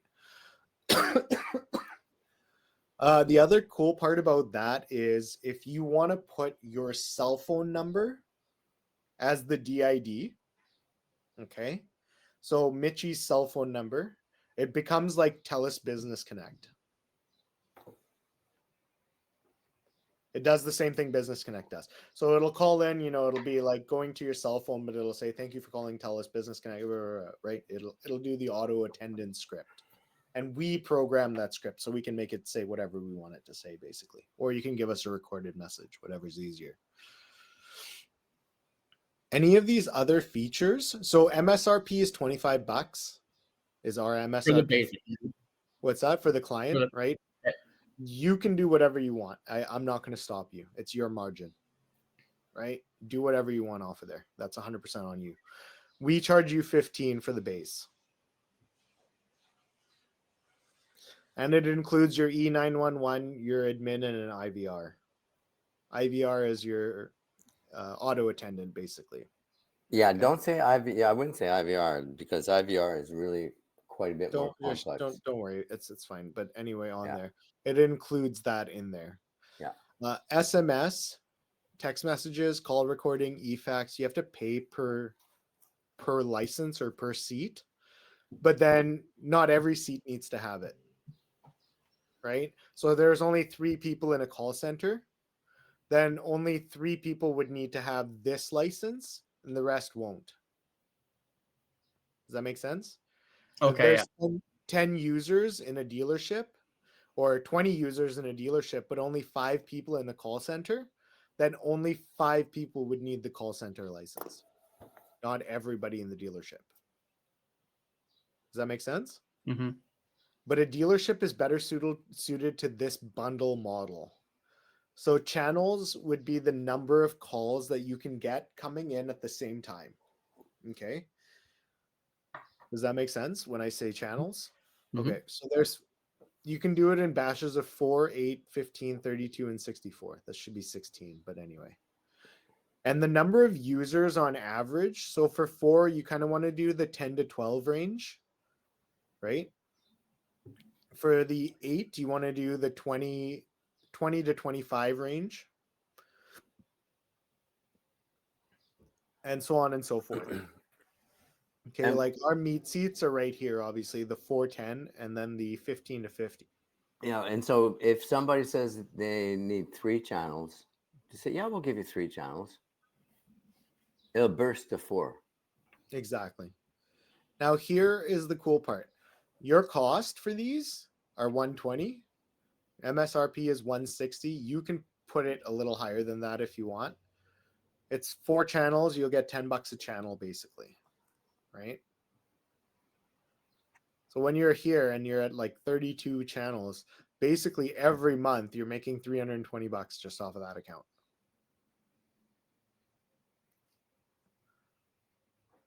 Make sense? Right. Yep. Always, the upfront costs are always the same. You have to pay for the hardware upfront, and you have to pay for the activation and shipping. Okay. So as soon as the client signs off on the acceptance form, if they're doing voice over IP or internet, well, internet, not so much, mobility, not so much, but this stuff you have to pay up front. Okay. For the voice over IP systems. Does that make sense? And that's basically the long and short of it. Your partner profit is right on the side here. So you just make that. You can mark this up if you want. I see what you're saying. And what we'll do is if you're going to mark it up, let us know. And what I'll do is I'll take the 154, I'll minus the 7119. That'll be like 135 or whatever that is. You just pay us that, you keep the rest. So if you're marking it up and you're doing your own billing, as it were, just let me know. Okay. Internet and mobility. So 45%. You saw the amounts on the Yeah. right? So you get 45% of this. This is a really good chunk. And it's really good to get this up front, especially if you're doing like our meat seats, like I said, are between 11 and like 50 users. You're looking anywhere between $2,000 and $4,000. You get that every 3 years. So if you get 2 to 3 clients a month, right, and you're selling them the entire enchilada, like the entire thing, you can easily walk away with like 5 or 6 grand, up to 10 grand up front, plus 500 or 600 bucks on a monthly on top of that as an add-on. Those are like decent months, right? And then of course there's no limits. You can just go as much as you want, right? Any questions on any of this stuff? It's all making more sense to me now. Yeah, and it's all a la carte. These are TELUS's multi-unit discounts. So this is how much they get off per seat if they're going that route. The bundles are going to be the most cohesive for a lot of people. As soon as you hit that 10 line threshold, right? Anything below 10 lines, you want to do the small business pricing, because even if you look at TELUS, their minimum is like 15 is when you get $2 off. So if we're going from the 5 to 10 line seats, we can be in there all day and have like no competition basically. Does that make sense? Yeah. So like our $30 plan will include these things that have the check mark on the enhanced, right? Yeah, they have everything that's on the enhanced basically. Okay. Except you got to provide your own desk phone. Yeah, I don't know. Does it say desk phones and provided? It's desk phone is available, not provided, by the way, Greg. Oh, Like okay. they charge for it. So this is an offer price, but that's going to change. Oh, But and its they standard got per price is month. 150. They sell What's it per that? month too on the desk phone. Yeah. So the standard price is 153, whatever. So that's very close to what we're doing for it anyway. We're So not too- those ones when they pay per month, when they stop the service or whatnot, they have to They have to give return the the phone phone. back. Yes, sir. That's a rental model. That's Yeah. right. Whereas this one, if you don't like it anymore, just throw it away. That's right. Okay. Our meetings, I mean, these can go up to 100 seats, I believe, with our 3CX license. So that's not an issue. But yeah, you've got a choice, right? TELUS Business Connect is actually a la carte. The box on the wall PBX is bundle, just so you know. Does that make sense? Mm-hmm. Like those are what they're going to be most closely related to. Okay. I think we're done for the most part. I'm going to give you guys a couple of. Hey, I know what seventh level. That's awesome. I'm going to give you this. This is going to be a copy for you. This is one of our I got that. partners. Our partners gave us this. It's good. And I actually went through it. It's really good. Yeah, I know a seventh level. They're legit. Cool, man. So yeah, you're gonna get this, you're gonna get this book, you're gonna get this as well with the cold calling stuff, with all your TFBRs. Okay. Yeah. And your feature package and your intake form. Your intake form, I just need this information as much as you can give me, and a copy of the bill. Always get me a copy of the bill. And if you can, ask for a contract end date. This is literally all the information I need from you to start off. Okay, once we build proposals with the billing and whatnot, once we build the proposals, then I can go over it with you, but it's really like it's a no-brainer, right? We'll give them the ROI. And once they have the ROI, it's kind of like, okay, well, do you want us to go ahead with it? Right? Like you can tell it'll have their numbers. TELUS Business Connect will be $33. Ours will be like $23. They'll be like, oh, what's the big difference, right? And then you go from there. So Okay. Makes a lot of sense. cool. Any other questions, gentlemen? I think I'm wrapped up for today. So that was a good 3.5 hour session. Yeah. Makes a lot of sense to me now. Yeah, everything clicking into place. Yeah, it'll be a good. I'm gonna send you this as well. And if you want, like, obviously just send it off to your clients or whatever as you go along. Hopefully it'll load up. I don't know if it's going to, but usually they can click on it and it kind of pops up. But yeah, I don't know if it's just being weird right now, but All right. all right. Cool. All right, guys. Okay. I'm gonna stop it there. Enjoy your Saturdays. Yeah, man. You too. I'll send you over some more collateral. And Yeah. Nice meeting you, Greg. All right, nice meeting you, Mitch. Hey, if you have any questions, feel free to reach out to me too. Appreciate that. So yeah, because if we all get on the same 3CX, you can comment on the 3CX. Okay. yeah, we'll set you up. Mitch just sent me his info, so we'll set him up with extension 105. Okay, sweet. All right. Okay, Have thanks. a good one, gentlemen. Enjoy Okay. your Saturday. Thanks again for Have a your good time. one. Cheers. Goodbye. Cheers. Bye. So Reese.